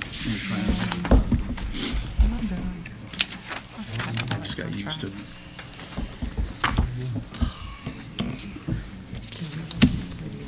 I think we have everyone back. So we'll continue with items for decision. Number 5. Chairman, if I could just interrupt for a minute. Yes. We do need to ask about the Board of Education being videotaped on Wednesday. No. Workshops. We did videotape it last year, but I didn't know if you wanted to do it this year as well. No. The joint meeting that's coming up on Oh, Wednesday. that's a waste. Well, it should be videotaped because you got some hot issues that are going to be discussed. Board brought up last year this building of the new school building.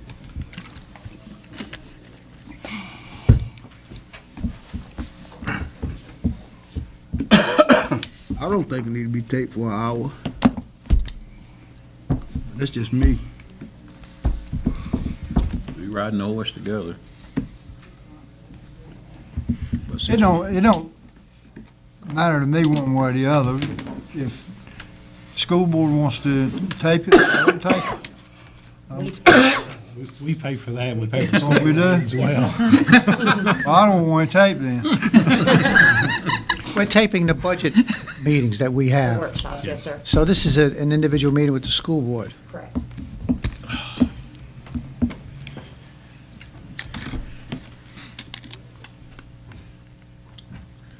All right, we'll stay up, mate. I guess you had to find a vote. Okay. Who wants to make a motion? I move that we tape the meeting. Got a motion on the floor to tape the meeting. Is there a second? It dies. Just say $800. But just for clarification, because Commissioner Brinn asked that, the Board of Education meetings are taped, and you do pay for that. Yeah. Well, that's good to know.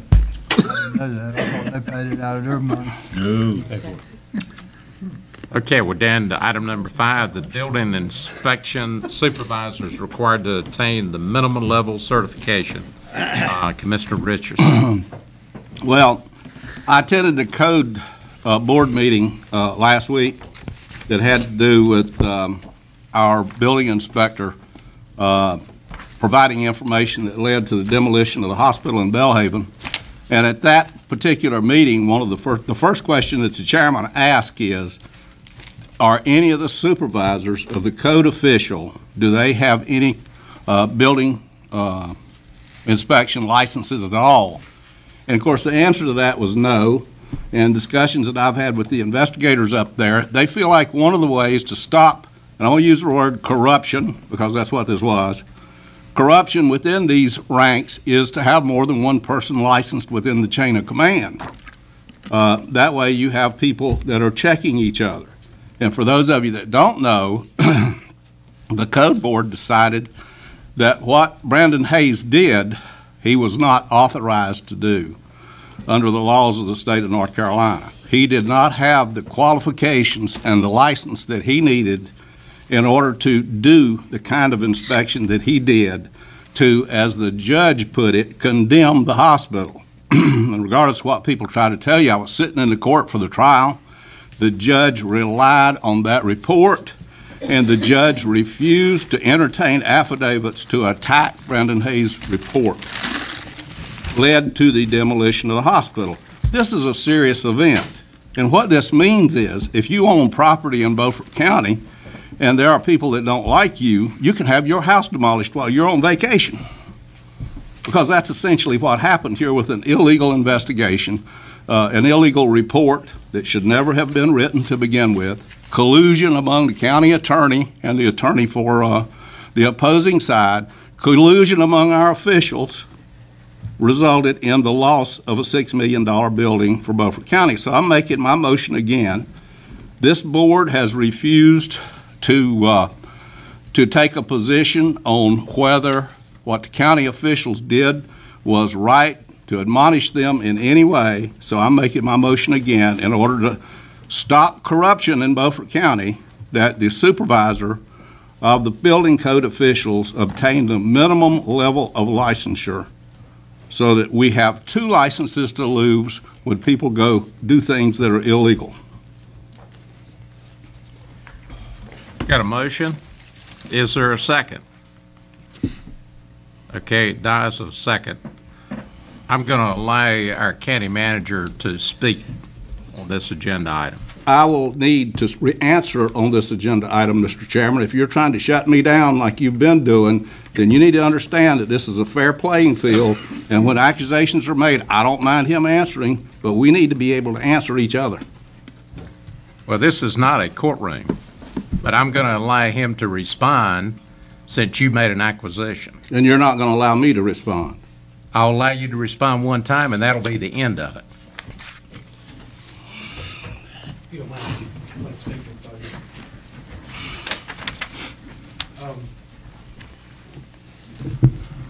Members of the board, I appreciate the opportunity to speak to this again. And I'd like to make sure that information that is put out there is correct information.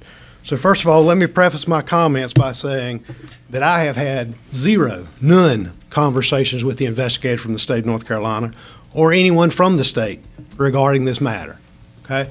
I want that to be very clear because I've been accused of having conversations, and I have not had any conversations. My conversations have been with Mr. Hayes and with county staff. Throughout this investigation, our staff has conducted themselves with integrity and in a manner required of an investigation. All questions asked by the investigator were answered truthfully and to the best of the respondent's knowledge. The investigator was given free access to anything he requested, and no attempts were made to influence the investigation of this matter. However, it's rather disappointing to me as a manager and looking after my staff that this is not the approach that's been taken by a commissioner on this board. It is my understanding that although he did not submit or sign the complaint filed with the state, he made phone calls to the investigator. He submitted a video to the investigator that was taken in 2014, a few months after the hospital was closed, when the utilities were still connected. And I'm not sure why you would submit such a video, except in the conclusion that there was an attempt to represent that that was the condition of the hospital at the time the inspection was done. And I'd like to show to you what the interior of that hospital looked like.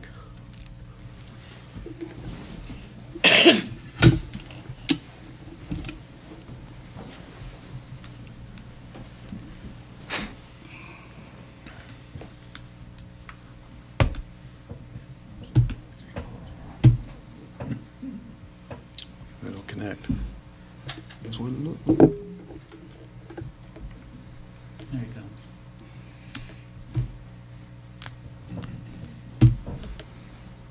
I can't, hang on 1 second.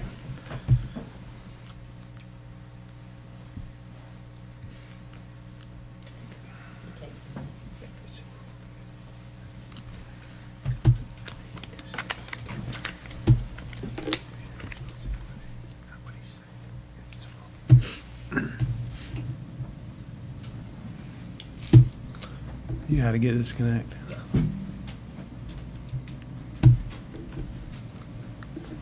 Keep hitting connect.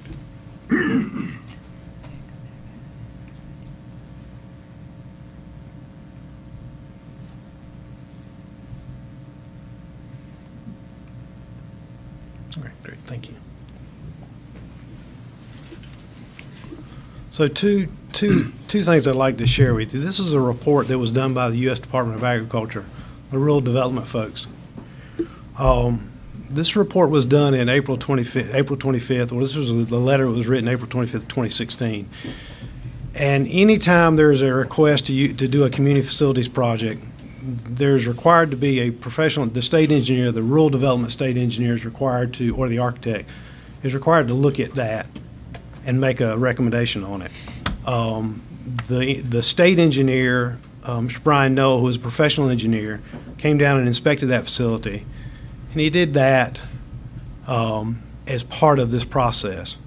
And you'll see in that second paragraph, it says, in my professional opinion, the condition of this facility has deteriorated to the point that renovations are not economically feasible. Roof failures, water infiltration concerns, floor, structural failures, mold, environmental concerns. Significant roof leaks have allowed for water infiltration throughout the building. Significant levels of mold growth were prevalent. The growth appeared to be above the ceiling, drop ceiling, within walls, and generally on all exposed surfaces. Some areas were contaminated to a point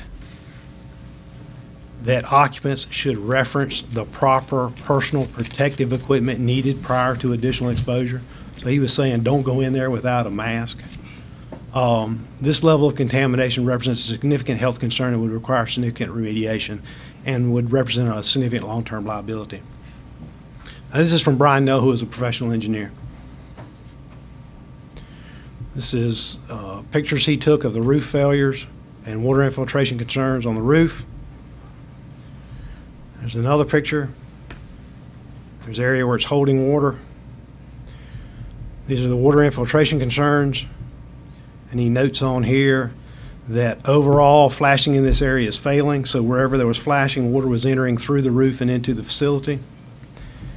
Here he notes the same thing, and he says down here that overall flashing in this area was failing or non-existent.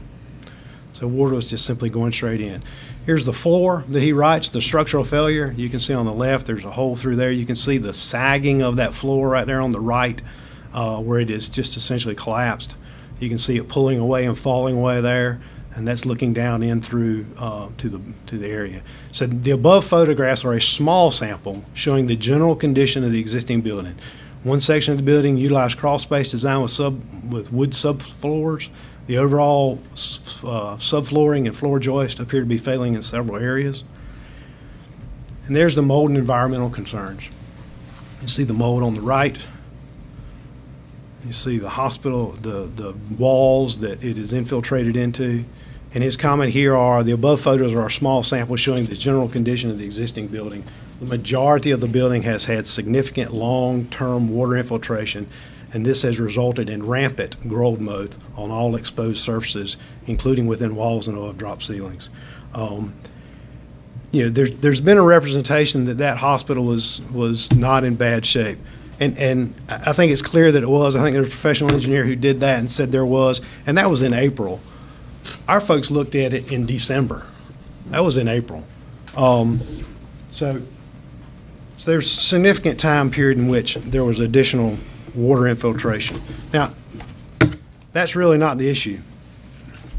There was a complaint that was alleged against our chief building inspector that he did things that were inappropriate. It was submitted by a sitting town commissioner from Belhaven. My belief is that there was some significant assistance in writing that. There were 17 allegations in that complaint. Now, the investigation has not been finalized, and that report has not been publicly issued, but none of those 17 allegations were found by the investigator to be valid. None of those allegations. Zero. The only thing that, in reviewing the case, the investigator from the state alleged was that Mr. Hayes practiced code enforcement outside of his certification level due to the size of the building in violation of General Statute 143-151.13. And Mr. Hayes stated specifically to the investigator that he understood that he did not have a required level 3 certification to inspect such a building, but that is not what he had done, but that his actions were related to providing a notice of defects as he is required to do by North Carolina General Statute 153A 365.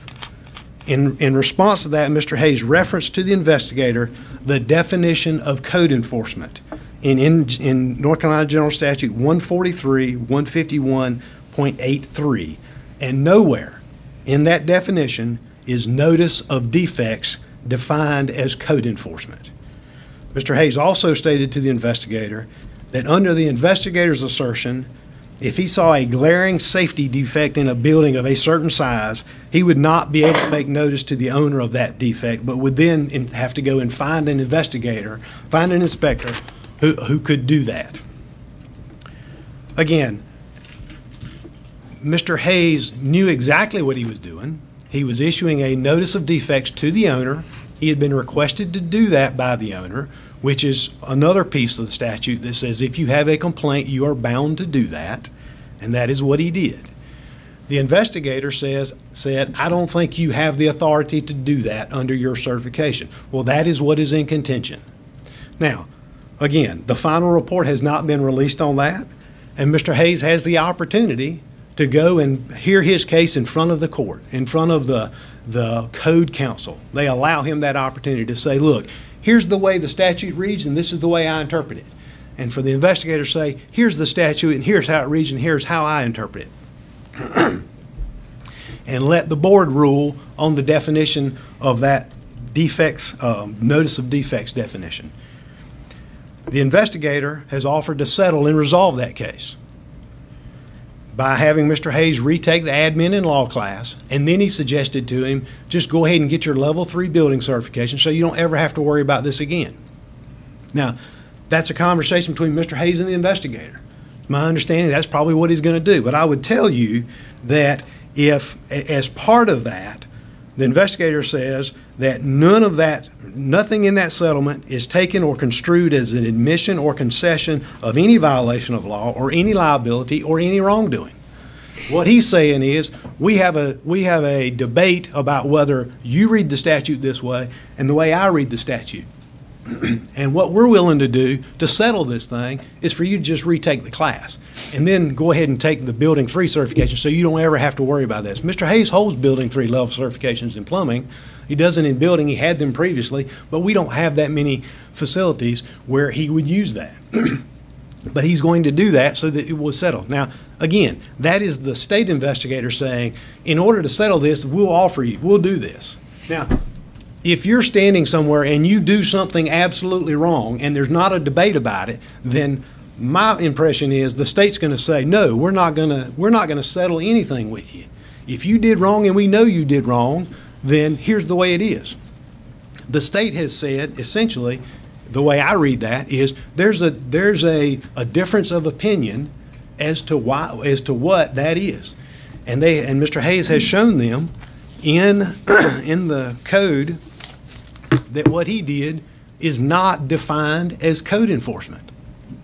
So that's where we are. And it's my belief that Mr. Hayes is going to just settle that and say, look, fine, I'm not going to argue with it about it.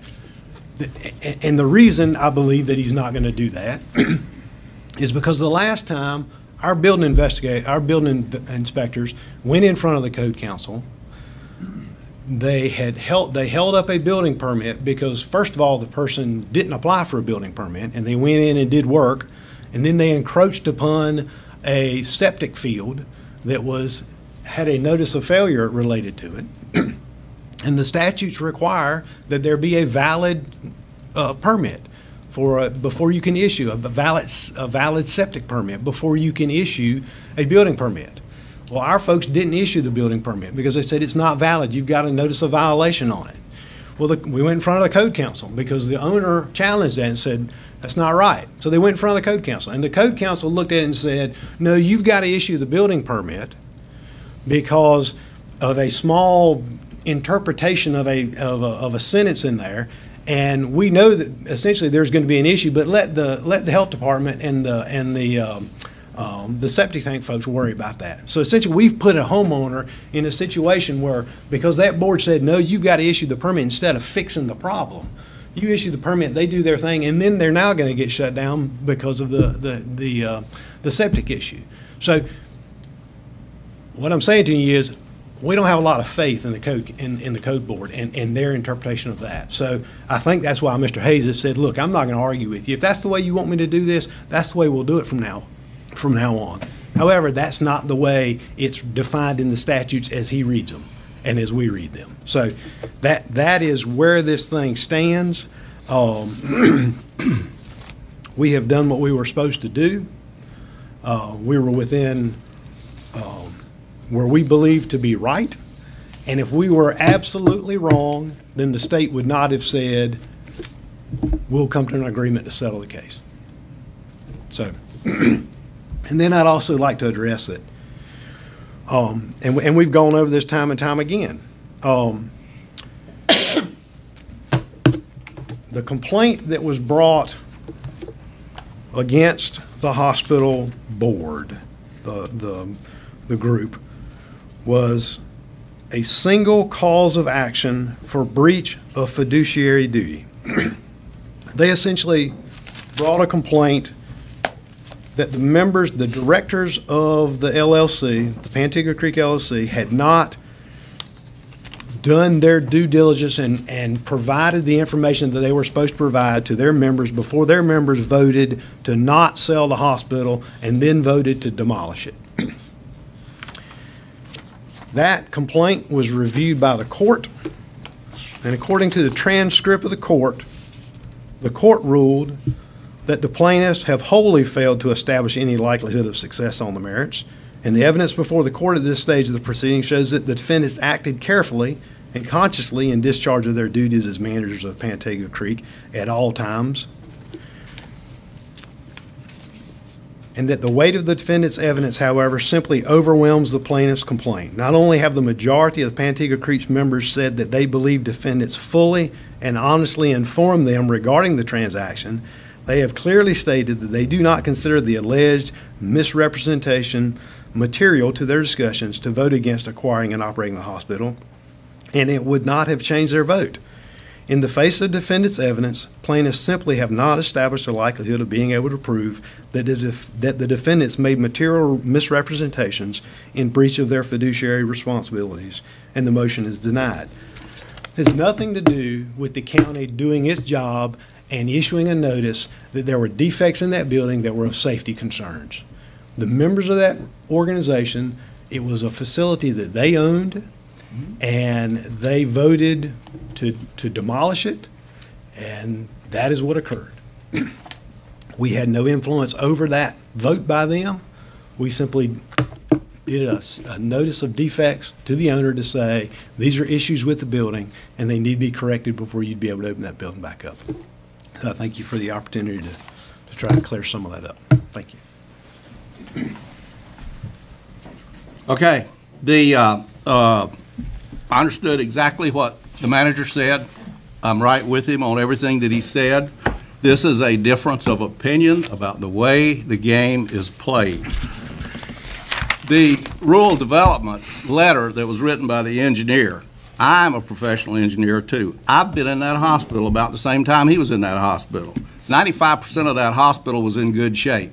The only part of the floor that could have fell in was the 20% that was built in 1949, and that was falling in, and that was in bad condition. But rural development, even in the face of the letter that the manager cited, was willing to give the Pungo Medical Center a $6 million loan to rehab the hospital because mildew and mold is not structural. The structural integrity of the building was totally sound. As a matter of fact, the backhoe sat on the floor to demolish the building.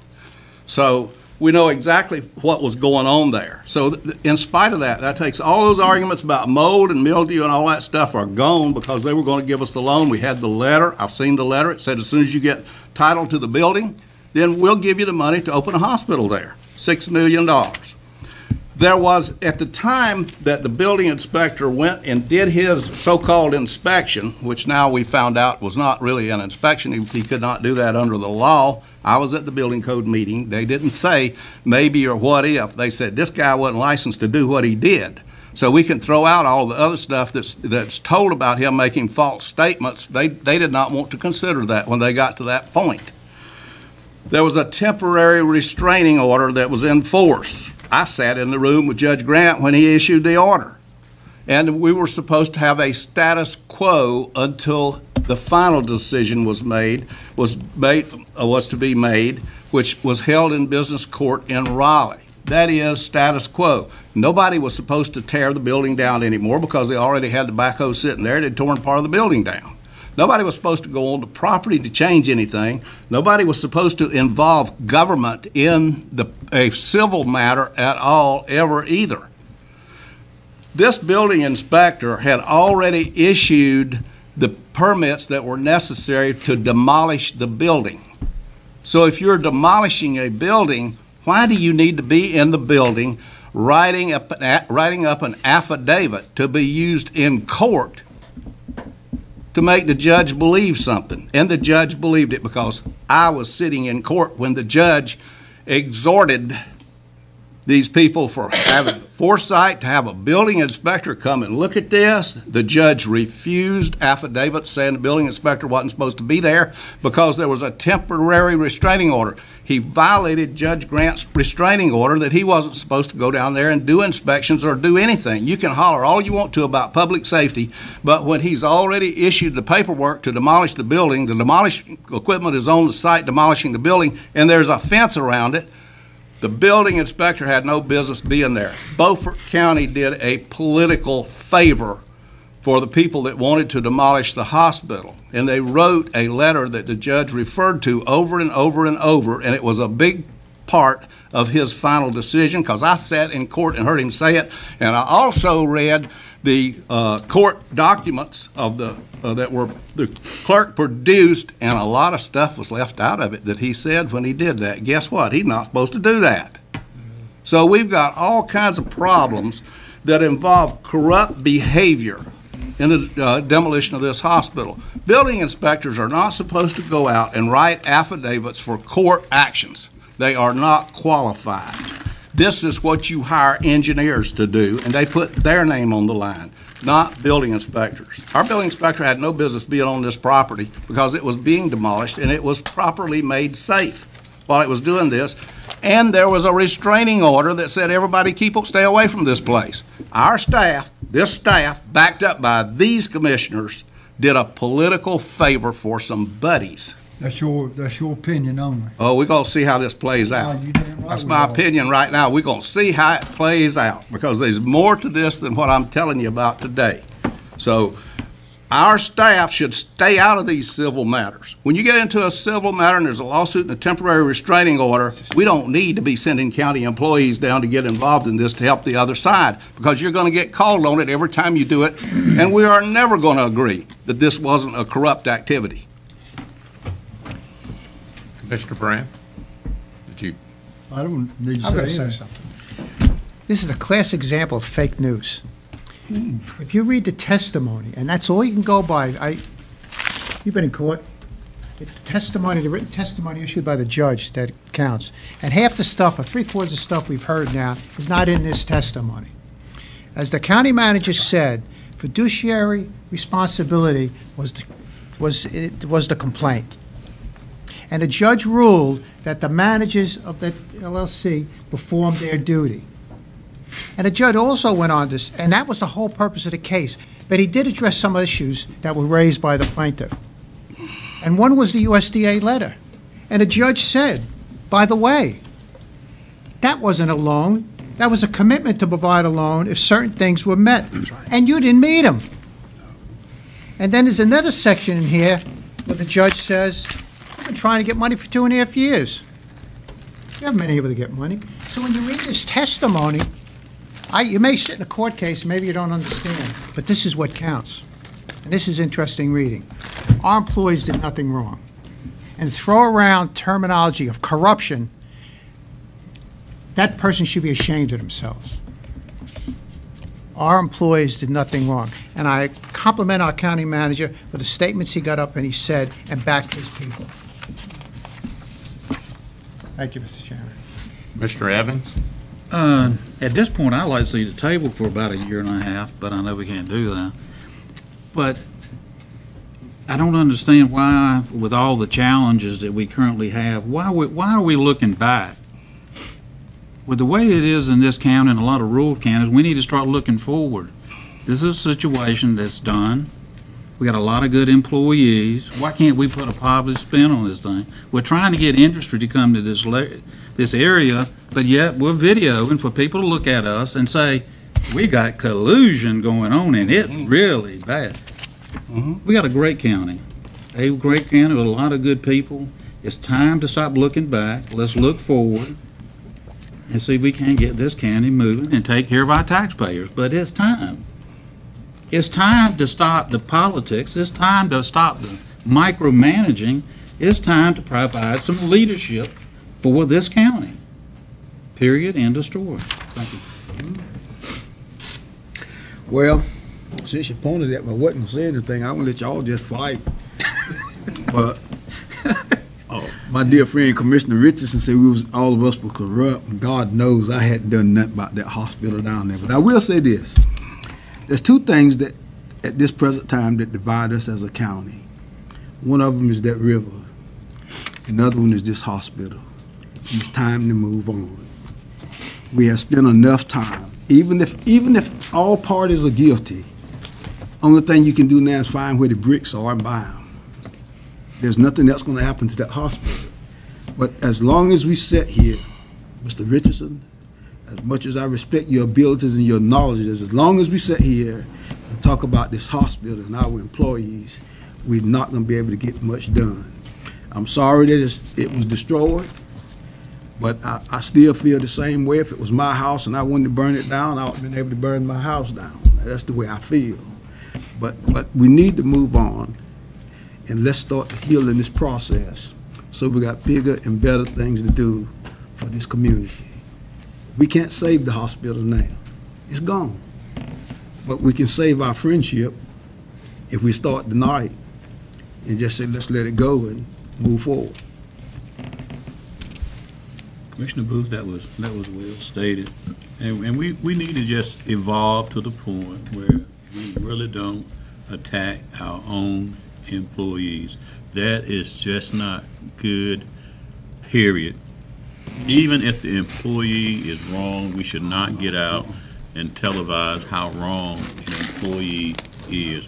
Let's just do what needs to be done and simply move on, if we have the evidence to do that. But beyond that, we have got to get to the point where we strictly take care of business and do everything from a factual basis and not he said, she said, they said, and with all the faceless, nameless people, because you can't do anything with that type of information.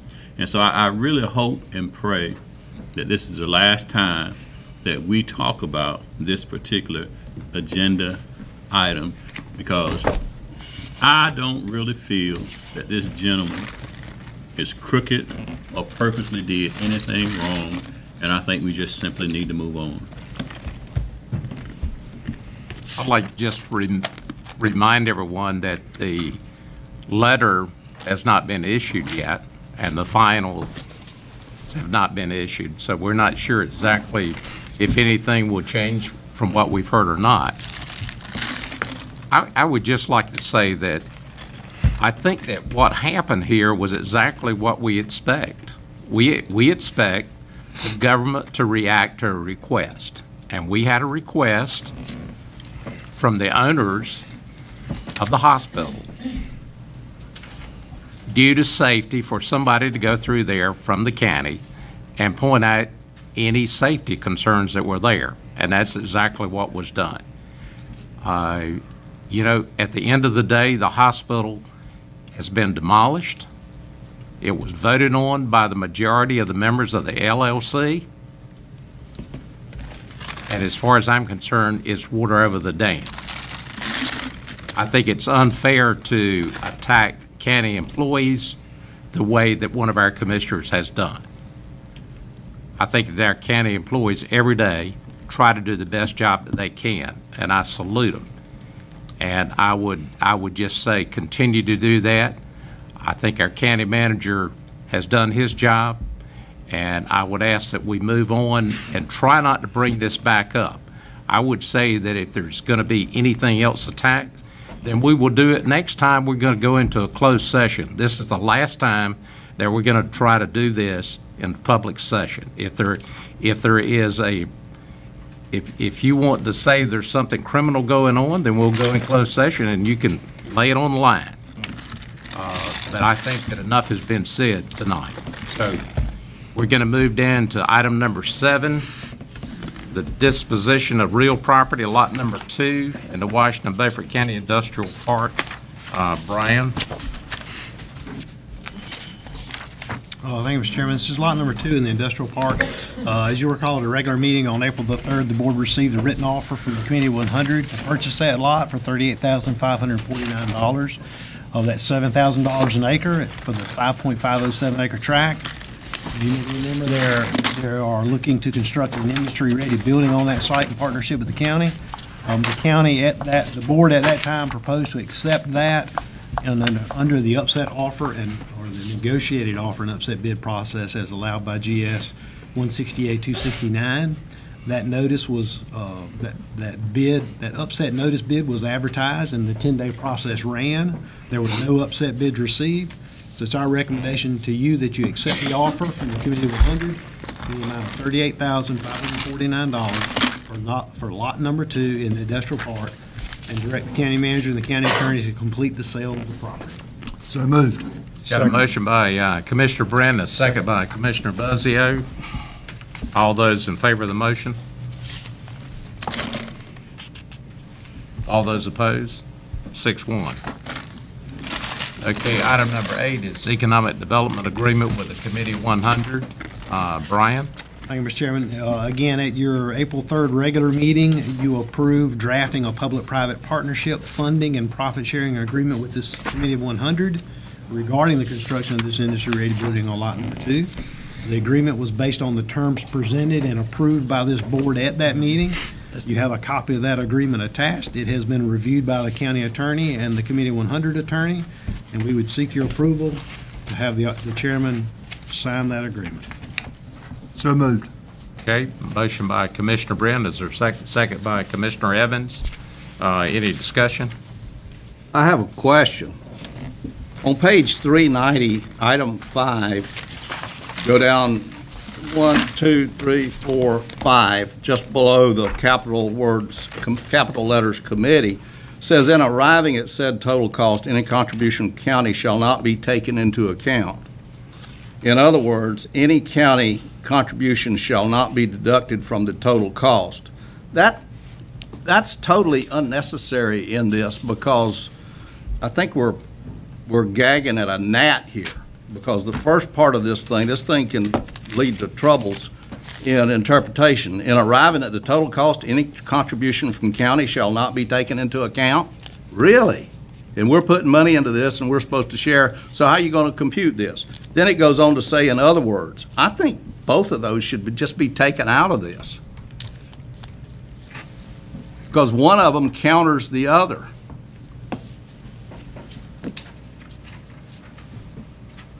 I think what they're trying to clarify is that you don't get to pull our money out when you're looking at the total cost. Yeah, but he says it makes these statements shall not be taken into account, period. And then he comes behind this and says in brackets, and arriving at the total cost, any contribution from the county, oh, wait a minute. In other words, any county contribution shall not be deducted from the total cost. That would be normal business practice. So why are we gagging at this gnat?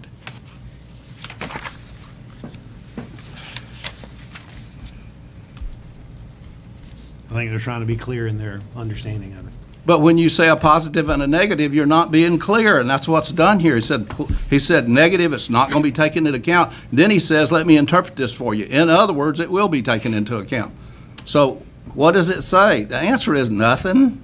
It says, in arriving at the total cost, any contributions to the county will not be taken into account. In other words, the county's contributions will not be deducted from the total cost. So he's saying you don't take them into account. But there's a what period. That means is you don't take them out. There's a period at the end of that first sentence, so it stands on its own as a sentence, and it says the county contributions are not going to be taken into account. And then you go to a lower level of understanding by bracketing this thing and saying, well, let me help you with this.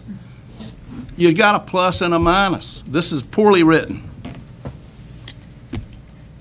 Address any of that.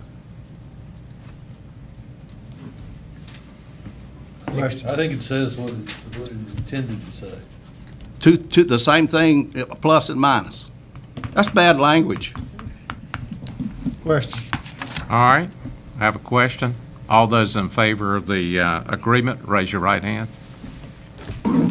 Those opposed, vote 6-1. I'm sorry, I left out item number 6. Our vice chairman pointed that out. So let's go to item number 6, the Hospital Authority Board request. Commissioner Richardson.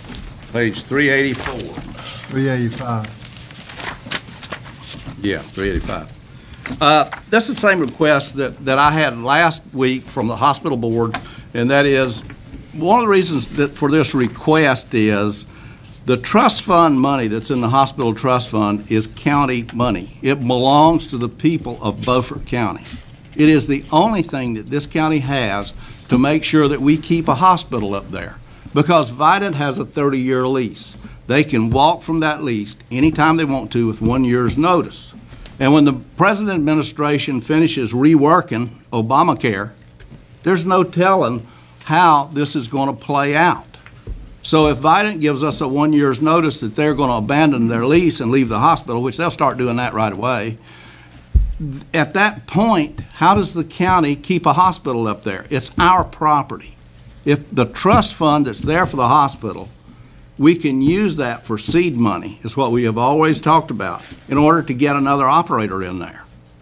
Whether it's a lease or we sell it or whatever we do with it, it's still seed money for the hospital, and it doesn't cost the taxpayers anything. This money was put up by Vidant as a part of the deal to take care of trailing liabilities. Those trailing liabilities will not end until the last baby that was born in there is 21 years old. So it has a way to run, okay? And we don't know what the rest of these liabilities are. And I've repeatedly asked the Authority Board for information.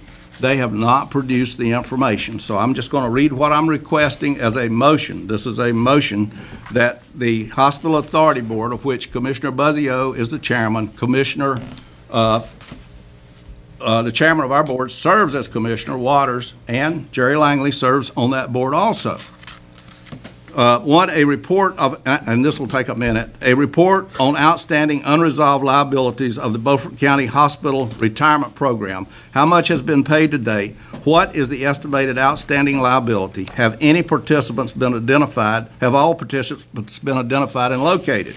Provide a definition of the time period that will be covered by the Authority Board audit. Is this audit intended to be the final audit before the closing of the trust fund? Who is to do the audit? What other funds has the Authority Board spent other than the $1.8 million to CMS? How much of the $1.8 million may have been collected by Vidant? How do we know this amount is correct? How much of the principal and interest has been repaid by Vidant to the Authority Board? Has the Authority Board made a demand for payment?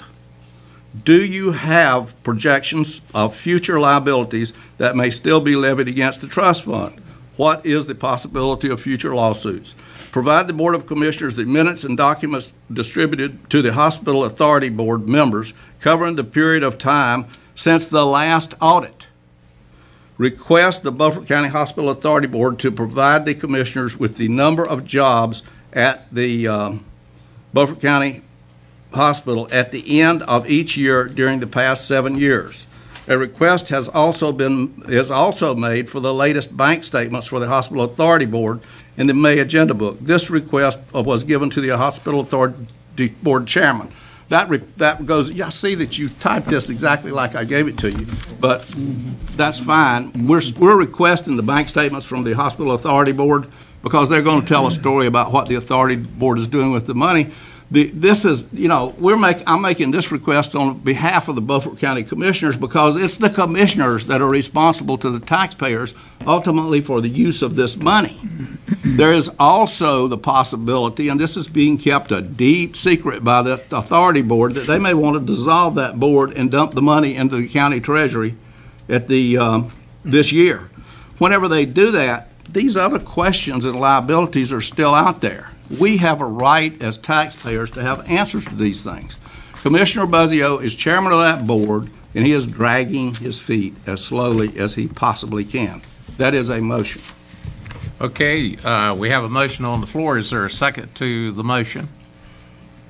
It dies for lack of motion. Mr. Chairman. Commissioner Buzzio. Yes, thank you, Mr. Chairman. As I mentioned at the last meeting, based upon council recommendation, I do not have the authority to release this information. Only my full board has that authority. I laugh out loud, excuse Commissioner me, Buzzio. I laugh out loud. Good. That is a false statement. Commissioner Richardson. When people come before the public and make false statements, they should be tagged for that. Please allow him to respond. As I was saying before I was so rudely interrupted, based upon, we have our own council and hospital authority board. At our next meeting, we will bring all these issues up, as I mentioned to the board previously, and we'll have a discussion on these line items, and we'll make that information, whatever decision the board makes. I will tell you this. We've had discussions with an outside auditing firm who will come in and audit the books from 2015 to the present time.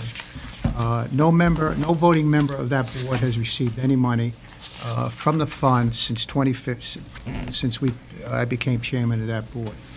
So again, as I mentioned in May, once we have our next meeting, these issues will be discussed. And if there is a decision made by that board to recommend abolishment of that authority, the recommendation will probably be made that the money be used for health needs in Beaufort County.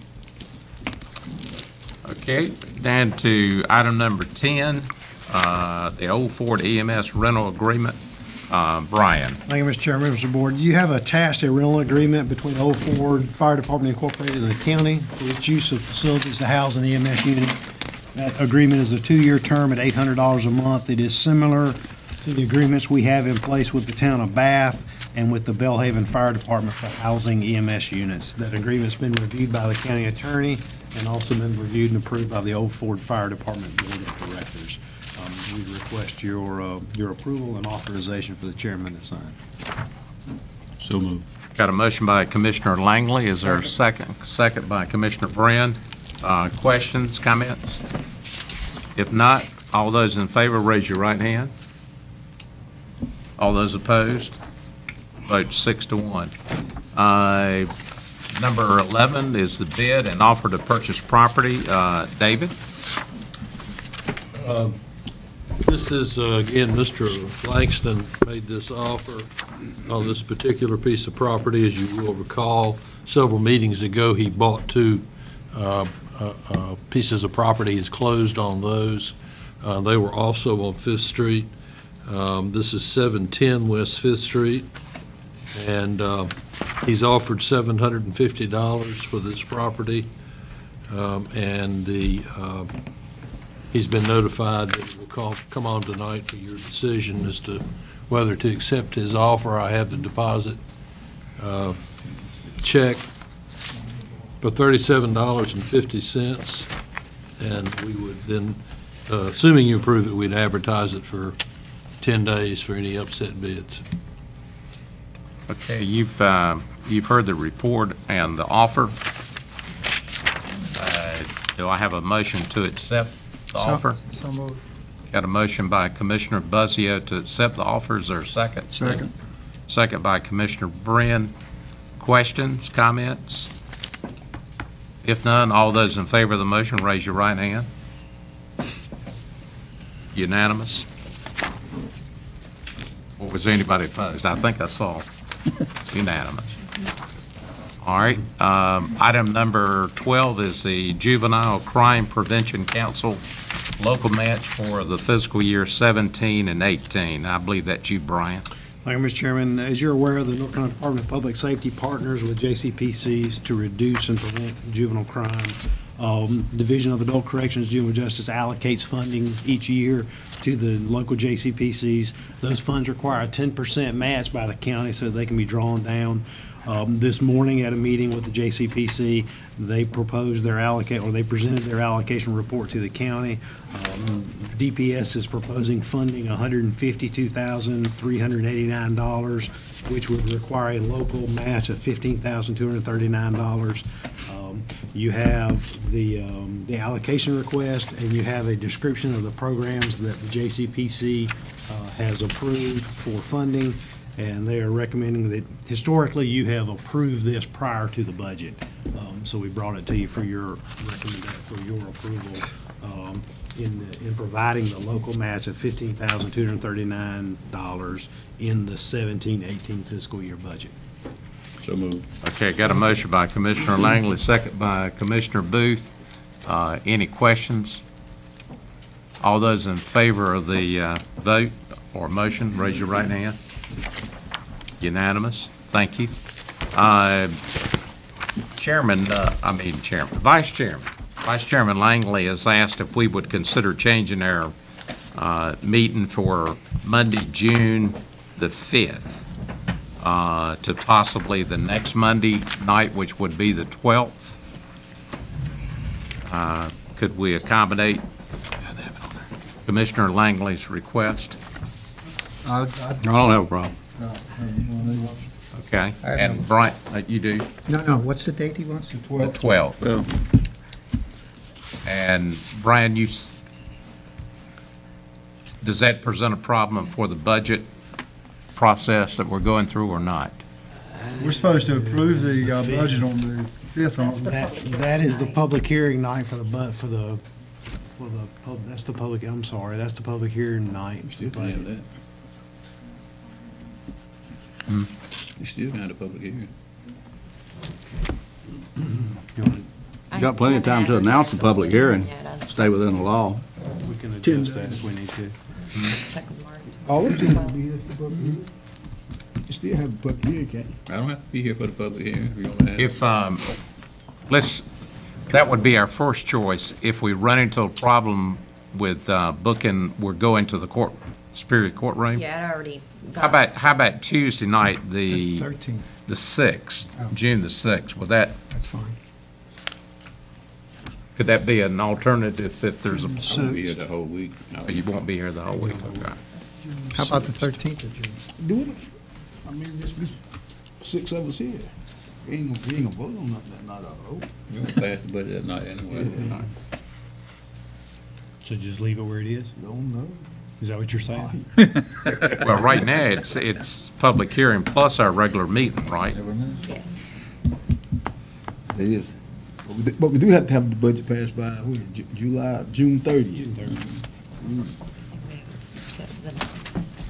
Yeah, we have you coming back in. Let me get to the budget stuff. How about moving? It's on the 19th, coming back in on the 19th and doing that. Special board to adopt.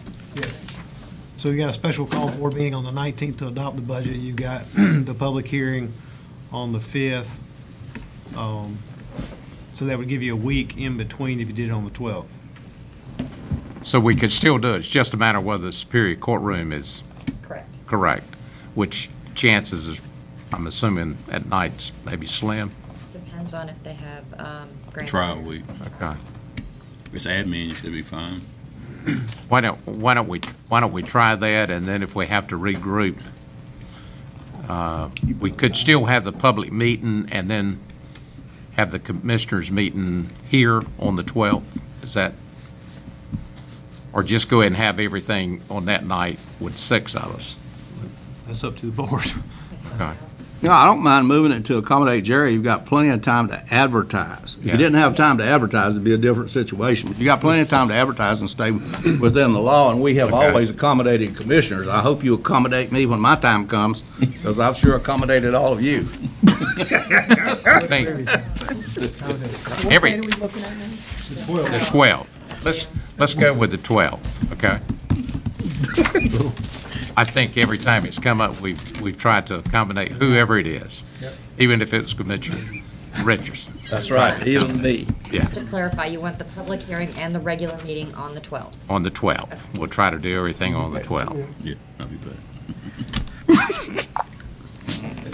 Now, does it present a problem as it relates to the Pantigga? Just pushes us back a week. Okay, all right.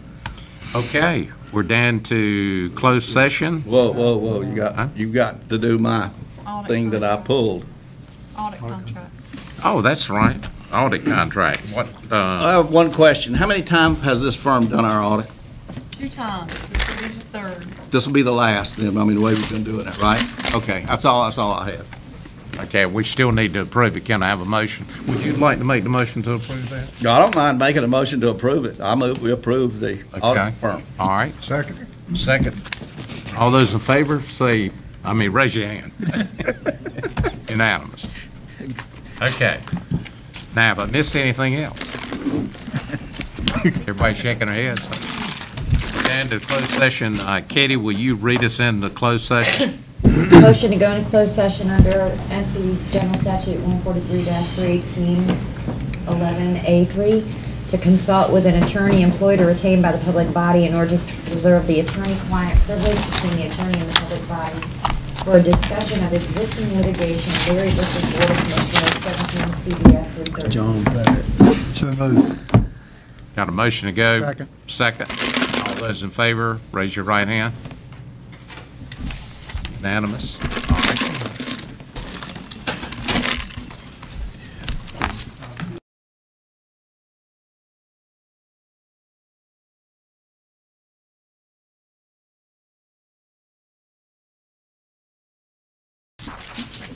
At this time,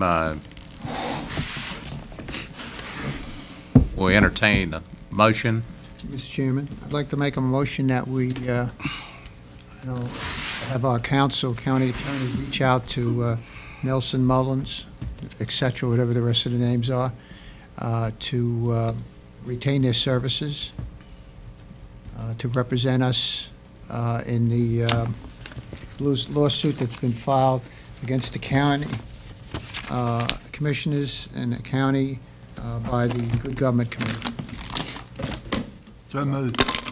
Within that motion, you said Nelson Mullins, and I thought that was the one that I objected to. Well, that's a pretty good-sized law firm. You No, but you don't necessarily have to use her. Yeah, but I want my objection, I want to note my objection. Noted. Okay, we got a motion and a second on the floor. Now, we'll have any discussion.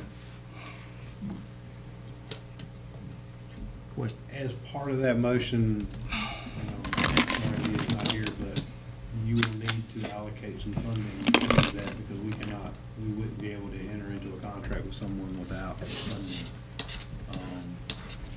How much? Get started. $30,000. How about 50? I'd pull $50,000 out of fund balance. I don't want to spend nothing. Let's go up there and say guilty. I think you ought to put down a minor amount to get things started until you negotiate. I'll amend my motion to 10. include $50,000. Good God. Will you agree to that, Commissioner Yes. Brinn? Okay. So the motion stands now. Question now, here, Brother Chairman. Question? Because the attorney said there may be a conflict of interest. Does he need to contact the attorney, or does Brian need to contact our attorney? Okay. Well, I'd just like to point out that $50,000 is way too much money. You can get this thing started for negotiations and get somebody on for about 10, then you can come back and you can raise this number if you need to. I know that 10 won't do it. I know that's small, but you start off with a big number, you're just going to get bigger numbers down the road from the lawyers. Mr. Chairman, if I may, we're not going to tell them we have $50,000 allocated, and they'll work out whatever they You have to just work did. out. This is a public meeting, Commissioner. You can't cover this stuff up. I'm not covering it. But you keep trying to do. That's why you're being sued. Excuse me. Would you get some professionalism for once? No, I'm not. I'm behaving just like I am. Gentlemen, we got a motion and a second. I want to say something. All right. It's going to cost probably $50,000 or more before it's all said and done. Go ahead and put the money in there. You ain't got to spend it until they tell us to. But at least it'll be there. You won't have to wait 30 days to a meeting to allocate some money. So $50,000 is a good figure. Good point. Any other comments? Yes. I want to comment on the $50,000. It It is extremely bad judgment to allocate this amount of money up front on a lawsuit like this. You need to start off low.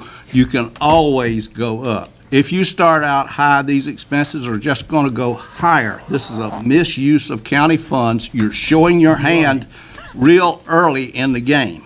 We're not And going it's to tell them we're putting $50,000 aside. You really don't understand what Commissioner Buzzio don't understand, do you? This is a public meeting. You're on film. You can't cover this up. This is why you're being sued, because you don't have the answers to these things. You're going to put $50,000 in that rag you call a newspaper is what you're going to do. Guys, we've got a motion. You're misusing the county's money. The We motion. right, and I agree with that. The motion is to do the budget amendment. We're not spending that at this point in time. All those in favor of the motion, raise your right hand. All those opposed? I'm opposed. Votes were 6-1. Make a motion to adjourn. Got a motion to adjourn. So moved. Is there a second? Second. All those in favor, raise your right hand.